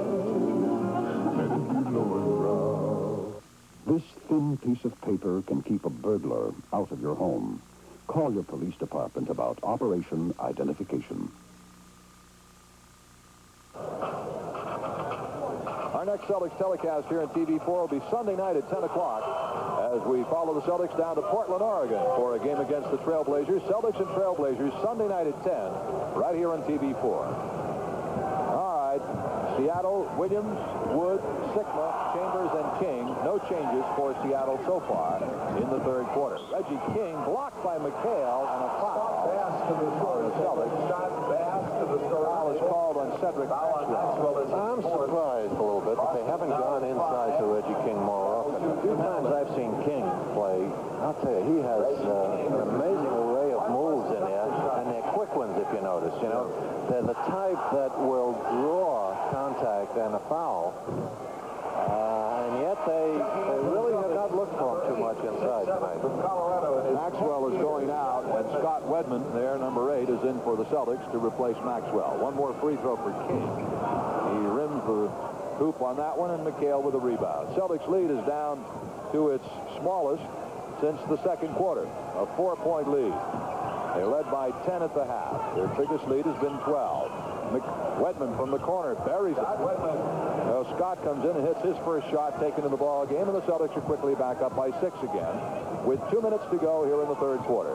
Casey loading the lineup with some offensive power here in the last couple of minutes in the third quarter. Wedman, Ainge, Bird, BJ, who's shooting well tonight. Chambers getting position and sneaking the rebound away. Now Wood for Seattle. Sonics looking for the open man. Instead, Gus Williams gets himself open and buries it. 78-74, Celtics. Pretty good quarter for the Sonics here. The first good one, really. Yeah, the first two quarters, the Celtics had them talking to themselves, especially defensively. The Celtics are really doing a job on it. Well, it picks up their defensive effort. It affected, I think, their offensive output as well. It's so often that will do. Chambers back for Seattle. They can get within 2 points here with 1:15 to go in the third quarter. Williams comes around the Sikma pick. Ainge stays with him. Now Sikma from outside. No, and the rebound is out of bounds. Off. Ainge, says Jake O'Donnell. That'll be Sonics ball with Al Wood to put it in play. Sonics continue to look to get back in from outside, however, and, you know, they're doing a good job momentarily, but I'll tell you what, Williams. The tip-in attempt is missed by Sikma, and the third attempt goes in. He has 3 shots at it. That's why he's an all-star forward, center rather. Sikma keeping it alive on that offensive board. McHale trying to go for the tip-in. We have a foul called on Tom Chambers, and that'll be his 3rd personal foul, and it will put Scott Wedman at the free throw line for the Celtics. Look, Wedman here trying to tip it in, gets ridden out of bounds by Chambers. Good grief. I'd say there was a little contact on that play, wouldn't you? A trifle. Chambers is 6'11", 226-pounder. Robert Parrish back in for the Celtics. He replaces Larry Bird. So McHale will move over to forward, and Parrish back into the middle. Larry goes out with 24 points. Good night's work so far, although don't go away. I think we'll be seeing him again before too long. Wedman gets both of his free throws, so with 41 seconds to go in the third quarter, the Celtics are back up by 4 points. Williams, now Chambers on the turnaround. Rebound to McHale on the weak side. The Celtics quickly push it up. Ainge on the stop and pop. Yes. Basket counts, and a foul is called. It's an offensive foul called on the Celtics after the shot by Ainge. I'll tell you what, Chambers was upset on the shot he took with Wedman guarding him, and as he objected on the offensive end to Jake O'Donnell, he also turned with his left hand and grabbed Wedman and would not let him run down court. And it took Scott 90 feet to catch up to him, and he finally retaliated, and that's the foul. KC is really hot, and he was just hit with a technical foul by Nunez. And now Jake O'Donnell is trying to calm Casey down. And what Casey is telling them is that Chambers did just that to Wedman earlier. Exactly. So often that'll happen. You know, they missed the first one, and then of course they catch the retaliatory foul. And what it all boils down to is with 26 seconds to go in the half, it is now 80 in the third quarter. It is now 82-77, and now Wedman and Chambers are talking to each other as the technical foul shot was just hit by the Sonics, and Chambers will go to the line. There's CKC, who really got hot under the collar at that whole set of business. Well, a series of events went that Chambers leaned in. Could have called a lean-in foul, a charge, when he took the shot, but he felt he was hammered by Wedman, so he complained about that, as I say, thinking that he was fouled. And in so doing, he also grabbed Wedman, literally just held on to his shirt, wouldn't let him run. And that, I say, it's those kind of little chicken fouls that get you more aggravated getting wiped out, you know. You can live with the wipe out because you know you're going to go to the line, but the little chicken job, grab the pants, grab the shirt, got on your nerves. For some reason, gets your attention a lot quicker. All right, it's 82-79 with 15 seconds to go here in the third quarter. Ainge controlling the ball on Gus Williams as the Celtics play it down for the final shot of the third quarter. Williams trying to go for the steal. Ainge getting it off to Johnson. Dennis's jump shot, no good. Rebound King. That will be the end of the third quarter with the Celtics leading by 3 points. A strong third quarter for the Seattle SuperSonics. And so after 3 at the Kingdome, it is the Celtics 82 and Seattle 79.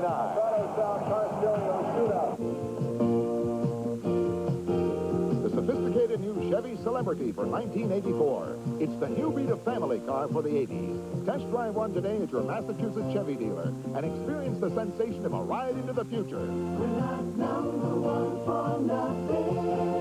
Your Massachusetts Chevy dealer. We're not number one for nothing. Your Massachusetts Chevy dealer. The eyes of the nation are on New Hampshire, and TV4's Eyewitness News team is there with Boston's most complete live coverage of the New Hampshire primary. Beginning Monday, February 20th, through primary night the 28th, TV4 will bring you live reports from New Hampshire during Eyewitness News at noon, 6 p.m., and live on 4 at 5:30, plus comprehensive primary night coverage with live updates all evening and a complete recap at 11.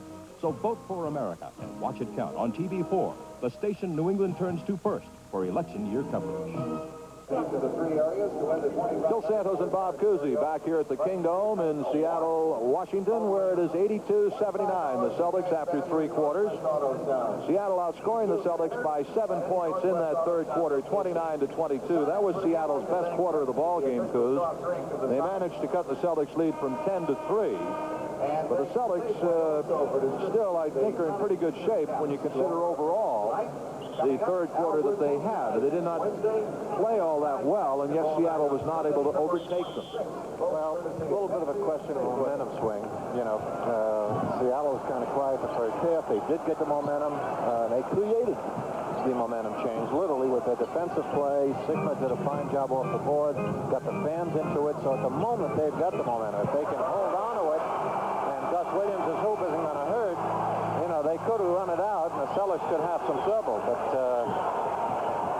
I think, again, defense and the boards is going to make a difference here in the last quarter. The Celtics should have an advantage in both areas. And they throw the ball away. Williams picks it up, and it's out of bounds off Gus Williams. The Sonics have cut the Celtics lead to 1 point, 82-81. It'll be Boston ball. Celtics have Wedman, Ainge, Johnson, McHale, and Parrish on the floor.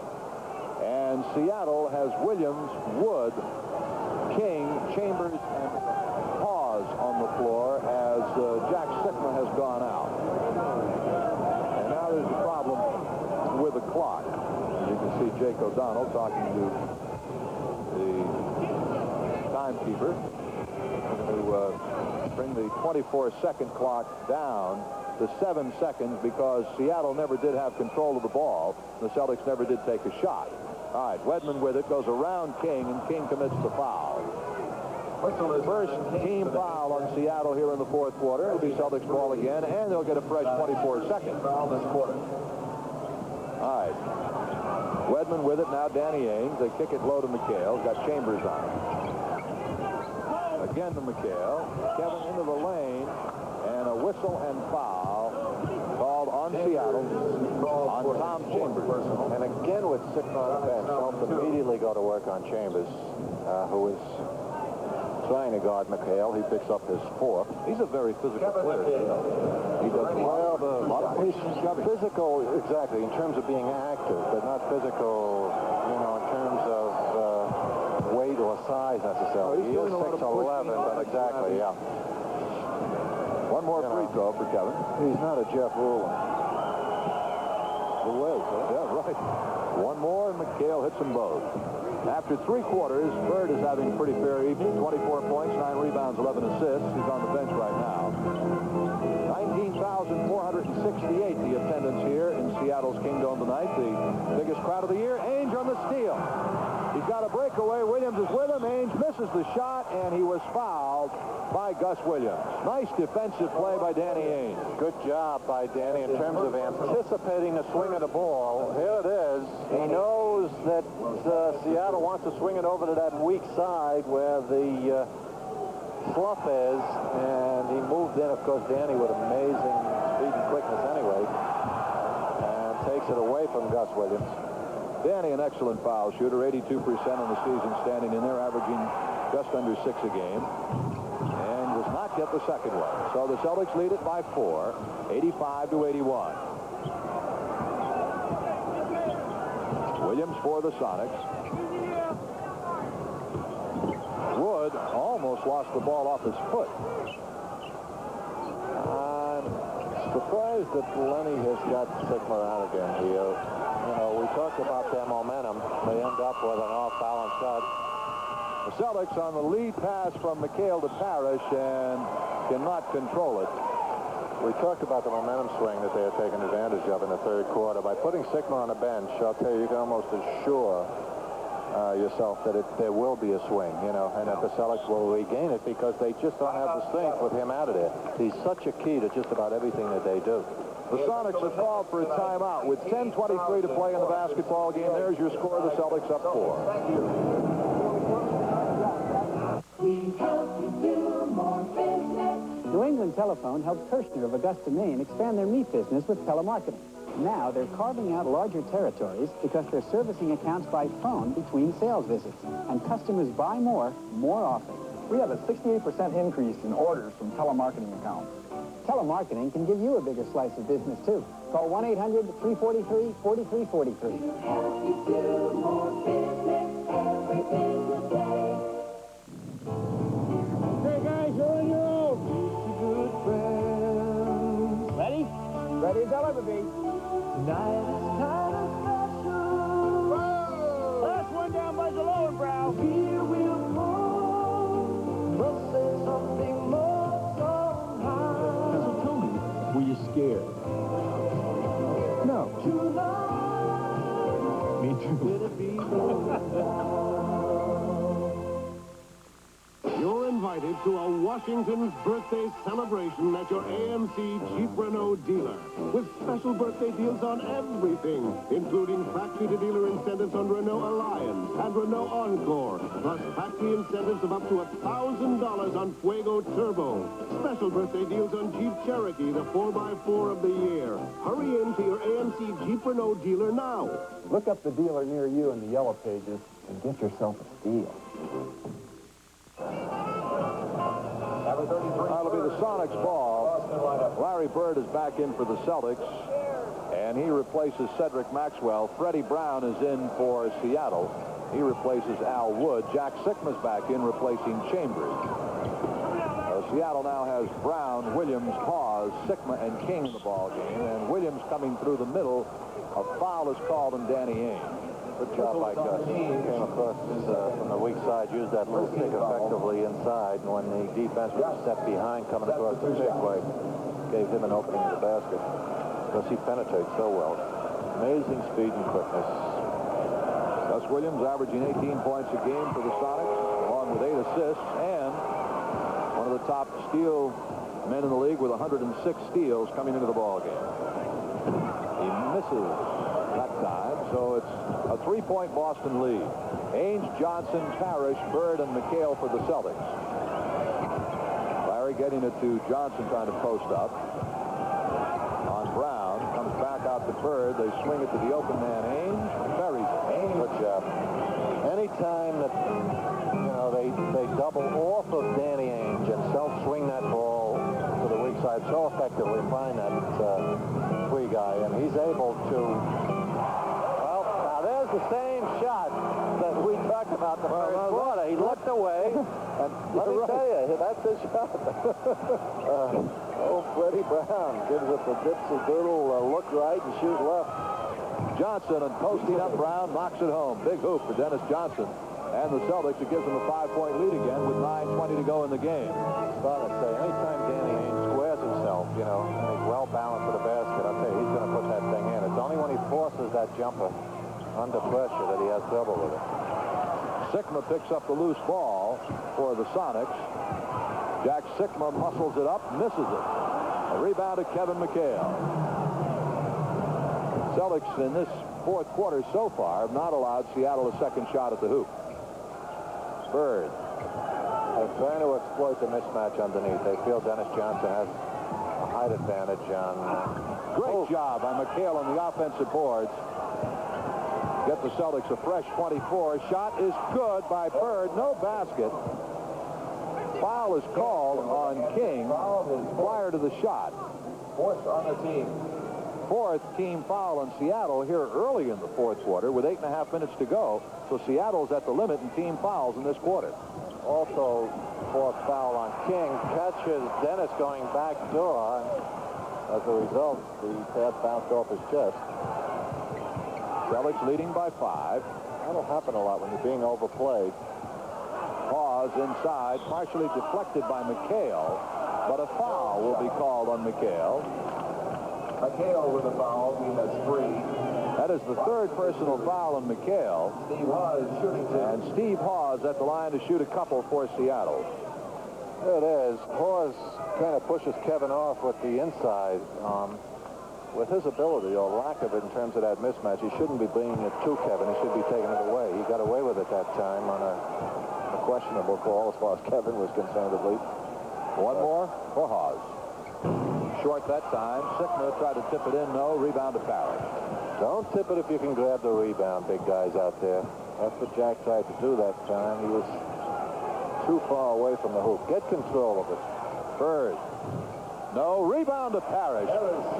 Got himself in great position for that offensive rebound. The Celtics are back up by 6. 7:50 to go in the basketball game.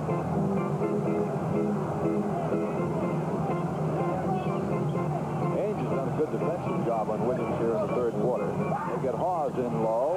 He knocks in the turnaround. Oh, it's a 4-point game again. 91-87. See, now that time he knew he had drawn Bird on the switch, so he leaned into him. If he does that with McHale, as I say, he's got a different situation defensively. McHale probably will throw it back at him. McHale missing the shot, and the Sonics now with a chance to get within 2 points of the Celtics. Celtics have led since the early going. First couple of minutes of play. Williams goes baseline on Ainge. Blocked by Ainge. Picked up by Williams. Blocked that time by Bird. And Dennis Johnson comes away with it. Great defensive sequence by the Celtics. And Johnson buries it at the other end. Boy, oh boy, that was outstanding two-way basketball by the Celtics. Big hoop by Dennis Johnson. Triggered by that fine defensive effort on Gus Williams by the Celtics. Both Ainge and Johnson collaborated on Williams as he got down on the baseline. King firing one up, and another foul on McHale. That'll be 4 on Kevin. Now with 4 personals. And Reggie King, as you look at him there, will step to the line to shoot for the Seattle SuperSonics. Started his career as a #1 pick of the Kansas City Kings and was traded over here prior to the start of this season. Not a good free throw shooter. 65% season. And the team is shooting at 78% almost. This is the time in the game when you want to go inside again to guys like King, because this is when the defenses are starting to tire, and a guy with his kind of moves is almost going to pick up a foul every time that you can go inside to him. Celtics take a 20-second timeout, and as if the Portland Trailblazers aren't going to be up enough for the Celtics when they go in there Sunday night for our next telecast at 10 o'clock here in TV4. The Trailblazers tonight were beaten at home by the Washington Bullets 96-87, so that's going to make them all the more ornery. And they're going to be smoking anyway because the Celtics are coming in, and now they lose at home, and they haven't lost at home very often this season. Don't fool with a wounded animal, right? No, sir. You're absolutely right. It's simply going to make the Celtic task that much tougher on Sunday. A little NBA trivia history for you. On this date, 12 years ago, Randy Smith played 906 consecutive NBA games.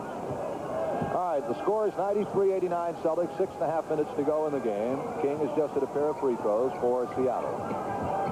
Ainge looking for help now as the play broke down. Now they come back to Bird. King has done a good defensive job on Bird since taking him over. Parrish, baseline rainbow, rolls in. Chief starting to assert himself here in the 4th quarter as he's had a slow game offensively. Celtics back up 6 points. That will happen so often, however. In the anxiousness to guard Larry, it leaves an opportunity for someone else. That time, Robert Parrish slid off that Bird pick, and Bird, of course, hits those free men so well when he picks up double team that it usually results in a good shot if it did from Parrish. Rebound by Bird. 5:47 to go in the game. Ainge knocks it home again. He's had 2 good games in a row last night and tonight. Danny now has 7 points in the ballgame. 9 points in the ballgame for Ainge. And the Celtics They're back up 6 again. They're back up 8, rather, 97-89, 8-point lead, and we're going to get a whistle and foul as Parrish hit the deck. He, however, is going to be called for fouling Jack Sikma. That is Robert's 4th personal foul and the 4th on the team. Let's take a look at it. He goes for the Sigma fake. We told you in the first half, anytime you go inside to Sigma, he turns quickly, gets it over his head. You must respond to that fake. What you don't want to do is over-respond, which that time is what Robert got caught into, because this gave Sigma the opportunity to take it in under him and, of course, pick up the foul. All right, Williams for Seattle. And now Freddie Brown. Johnson trying to play him as tightly as a glove. Well, Freddie's the guy that brought them back a lot of times in last-second situations. He's got that kind of potential, and Williams obviously also can do it. 5 minutes to go. Celtics leading by 6 points. Celtics have led since very early in the first quarter. Kane getting it to Bird. Larry's fall away, pops in. 26 points for Larry Bird. The defense was there that time, but it didn't matter because Bird just leaned away from it. Denver has beaten the Lakers at Los Angeles. Denver 141-138 winners there. King low, no. Rebound McHale. Celtics not allowing the Sonics any second shots here in the fourth quarter, Coos. Well, that's where you win basketball games. In the trenches under those boards. And as we said on top, this is where the Celtics had a decided advantage. It should result in a win, but I'll tell you, Seattle's not quitting, obviously. Williams misses the shot. Rebound the corner to Dennis Johnson. 4 minutes to go. The Celtics leading at 99-91. Problem with relying on those outside shooters, no matter how effective they are. Freddie Brown and Gus Williams are both shooting 50% from the field. It's still coming down the stretch. At this point in the game, the team is going inside, that's controlling those backboards. 9 times out of 10, I'd say, they're going to come out of here with a W. All right, Chambers is back in for Seattle. And Al Wood is back in as well. Gus Williams goes out for the Sonics, along with Reggie King. McHale had been fouled by Hawes, which was his 3rd personal, and Seattle is well over the limit. So McHale is shooting a pair. Kevin has never missed a game, by the way, in his NBA career. Randy Smith, watch out. 337 and counting for Minnesota Kevin. There's the brain trust. KC and Jimmy Rogers, Ray Melchiori, crack trainer. It's 101-91. Celtics up by 10. Listening in on us all night. Don't know who you can trust in this league, huh? All right, there's Brown with Ainge on him tough. Celtics leading 10. They go to Sikma. Tough weak side rebound by McHale. Ball to the floor and into the hands of Bird. Boy, I tell you, McHale did a real heck of a job off the boards that time. That brings the coaches up off the bench. I'll tell you, coaches can get emotionally involved. Hey, they were that time as well, Bird has got Chambers on him. This is where Bird went wild in the first half. And look at that. Larry Bird has now got 30 points in the ball game. And Chambers got to be talking to himself right now because he did everything he possibly could that time. He taught that kid a lesson. I'm sure Scott Wedman is pleased about it because Chambers is the one Scott got into it with. All right, Johnson for the Celtics, now leading by 12 with just under 3 minutes to play in the game. The Celtics have really come on tough here in the fourth quarter. Rebound deep to Parrish, and the Celtics with another 24 seconds to go on the shot clock. I tell you, Larry's so cool, boy. He gets a kid like Chambers on him that he knows he can manipulate, and he's beautiful watching him operate on the guy. McHale will be going to the foul line, but right now the Sonics have called for a timeout. With 2.5 minutes to play in the game, the Celtics, a strong fourth quarter, are back up again by 12. Be right back. Okay. I want to tell you something about my husband. 10 years ago, this business was just a dream. He worked 12-hour days, put every nickel back into it, risked failure to turn his dream into what's now a $10 million business. I always believed in him, but I'm his wife. Who else believed in him? Bank of Boston. Bank of Boston. believing in Massachusetts for 200 years. If you want to save money on your food bill, then start right here in the Stop and Shop Circular.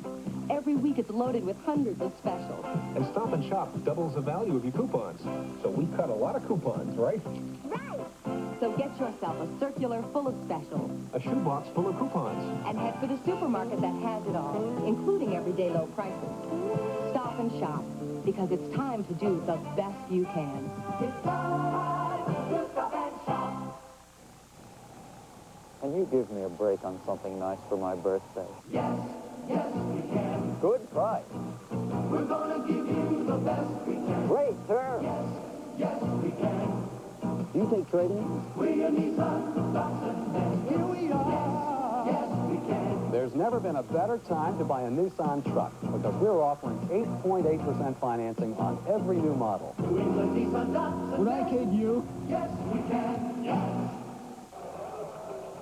Gil Santos and Bob Cousy here at the Kingdome in Seattle, where with 2.5 minutes to play in the game, the Celtics are leading 103-91. And Coos, the Celtics have just played an outstanding basketball game here tonight. They really have. I'm impressed. They've bounced back from that debacle on Sunday against Philadelphia extremely well. There were a lot of questions being asked as to whether, they were starting to lose it after a pretty good first half of the year, but they've been well tested here on the West Coast, which is, anyone who follows the NBA knows, is not the easiest of challenges. And boy, they've responded very well, first in Oakland last night and coming in here to Seattle, where they've never had much success.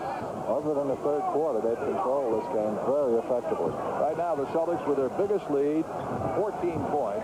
Bird has had a phenomenal game. Another triple-double for Larry Bird, as he's had double figures in all three categories. Foul called here on Dennis Johnson. At this point in time, with 2:20 to go, Bird has 30 points, 13 rebounds, and 13 assists. That's coming off 17 assists last night in Golden State. Not too bad. God, such a great player. Wood gets the nice bounce, drops it in. 105-92 with 2:20 to go. Celtics will improve their record to 41-12 tonight, which will be 2 games better than they were a year ago at this time in the won and loss column. And they'll keep their lead at 7.5 games over Philadelphia. The Sixers won tonight, beating New Jersey at home.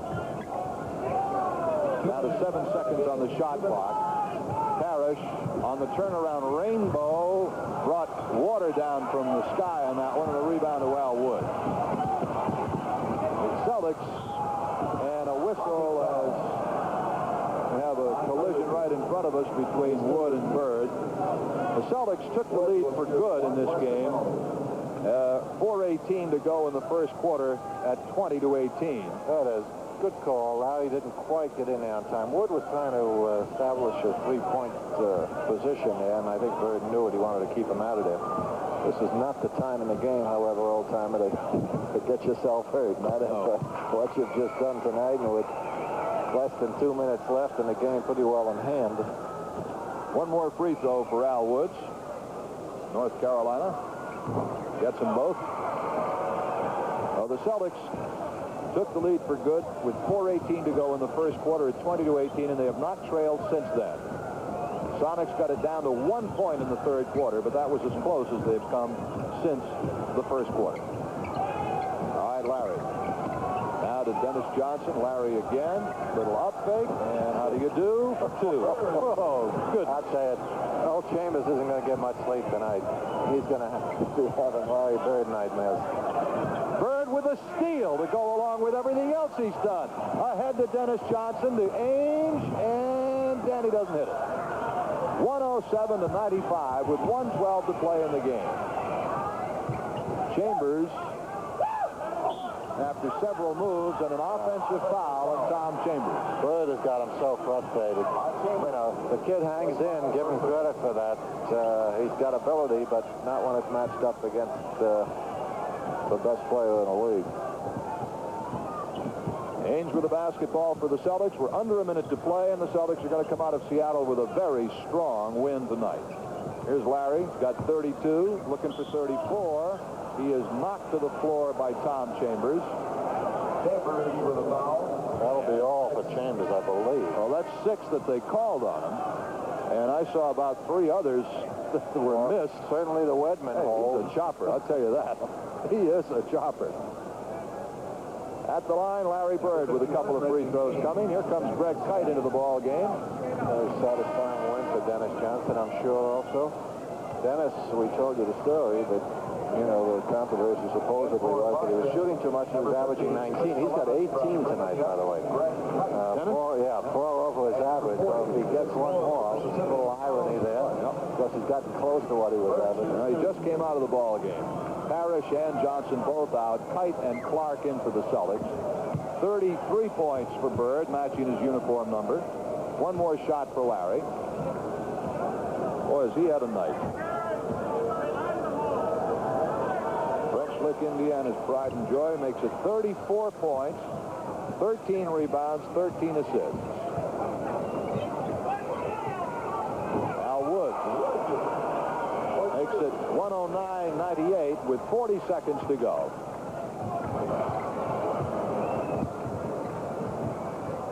Carlos Clark, who's been seeing some action here and there, along with Kite.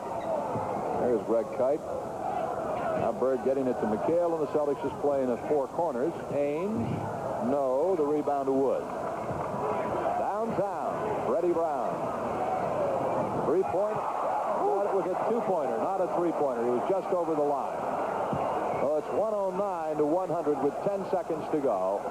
And that's going to be the final score as the Celtics are, that's not going to be the final score. Ainge is fouled by Brown, and so Danny Ainge will go to the line with 4 seconds to play in the basketball game. But Larry Bird has led the Celtics to their 2nd win in a row and 3rd in the last 4 games. After hitting a little dry spell, the Celtics lost 2 out of 3. They've now won 3 of their last 4.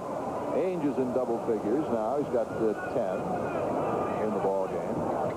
And he's got another one for 111-100 with 2 seconds. There it is. It's all over. The Celtics win it by 11. A very solid win here tonight in Seattle, where the Celtics took the lead in the first quarter 20-18 and never trailed again. The final score, the Boston Celtics 111 and Seattle 100. Also courtesy of Gil Santos and Bob Cousy here at the Kingdom in Seattle, where the Celtics tonight have made it 2 in a row, 111-100 over the Seattle SuperSonics. And tonight our choice for the Getty Defensive Star of the game is Dennis Johnson. Congratulations and Getty gift certificates to DJ for his outstanding defensive performance. And really, Coos, Dennis had those 3 block shots early in the ball game as he came out really fired up to play well here in Seattle, where he was such a favorite. But you mentioned it at the time, and it stood through the whole game. Those quick 3 defensive plays by Johnson sort of keyed a Celtics overall outstanding defensive effort tonight, and they went on to win. I think anyone who follows basketball on any level, you know, has heard it enough times, but generally an effective offense is always triggered by a good, aggressive, intensive defense. And when a player like Dennis can start the game, you know, and get them into the momentum of it with that kind of sensational play, not once or twice or 3 times, but I think unquestionably it has an emotional uplifting effect on the entire team. And it did to the Celtics tonight. So Dennis is our defensive player of the game, Getty defensive player of the game. Let Getty help your car give its best performance at Getty. The proof is at the pump. A sensational all-around performance by Larry Bird tonight. And what more can we say about Bird? 34 points, 13 rebounds, 13 assists, and 3 steals for Larry Bird tonight. The Celtics led this one from the 4-minute mark of the first quarter. They led 32-30 at the end of the quarter, 60-50 at the half. Seattle made a run in the 3rd quarter. They outscored the Celtics 29-22, but after 3, it was still the Celtics by 3, 82-79. And Coos, we both felt at the time, the Celtics outscoring them 29-21 in the 4th quarter, that Seattle had given them their best shot in that third quarter and were not able to overtake the Celtics. From that point on, it appeared to us that the Celtics were going to be able to control and go on a win. Well, we talked about the weakness on the forward line and the advantage we thought the Celtics had there with Shelton and Donaldson gone. There's no question that it's weakened him on the backboard, but also Chambers is going to be a good player, I think, but he's not quite a seasoned performer yet. Danny Vaines was out tonight. He had been in the starting lineup up until last game. So other than that explosion in the third quarter, they simply were not able to sustain. In other words, they just don't go deep enough. Even with Vaines in there, they wouldn't go deep enough to match the Celtic bench, and especially on a night when the Celtics put it together literally for 42 of the 48 minutes. A very, very fine all-around performance by the Celtics tonight. 6 people in double figures. Bird with 34, Dennis Johnson and Cedric Maxwell 18 apiece, 14 for Kevin McHale, 12 for Robert Parrish, and 11 for Danny Ainge. Now our Celtics high scorer of the game contest from Stop and Shop. Larry Bird is our high scorer of the game with 34 points. The man with the magic hands will dip into the Stop and Shop bag. You want to bet I pick a Larry Bird out? I'll bet you do. It is, no. Pat Monsignor of Woburn. Her choice was Kevin McHale, or his choice, Pat Monsignor of Woburn. Pat's choice was Kevin McHale as the Celtics high scorer tonight. Incorrect choice. Larry Bird was the high scorer with 34 points. However, despite the fact, Pat Monsignor of Woburn, that you did not make a match, you still are a winner. $25 Stop and Shop gift certificate. All you have to do is drop into your nearby Stop and Shop, fill out one of these ballots with a player that you think will be the Celtics high scorer of the game, along with the amount of points you think that player will score, and you'll go into the Celtics Stop and Shop bag here and have a chance to win. No purchase is necessary. That's going to wrap it up tonight from the Kingdome in Seattle, where the Celtics have won their second in a row, beating the SuperSonics 111-100. The Celtics now 2-0 on the West Coast trip. Remember, our next telecast will be Sunday night, night after tomorrow, February 19th, Sunday night, 10 o'clock, when the Celtics play the Portland Trail Blazers at Memorial Coliseum in Portland, Oregon. A participating advertiser for tonight's game has been Lowenbrow. When you want the taste of a truly great beer, there's really only one. Tonight, let it be Lowenbrow. By New England Telephone, a call can keep you closer. By Nissan, builders of high-mileage, high-quality cars and trucks for 50 years. Available at your New England Nissan Datsun dealer. By Stop and Shop Supermarkets, it's time to stop and shop. And by Bank of Boston, believing in Massachusetts for 200 years.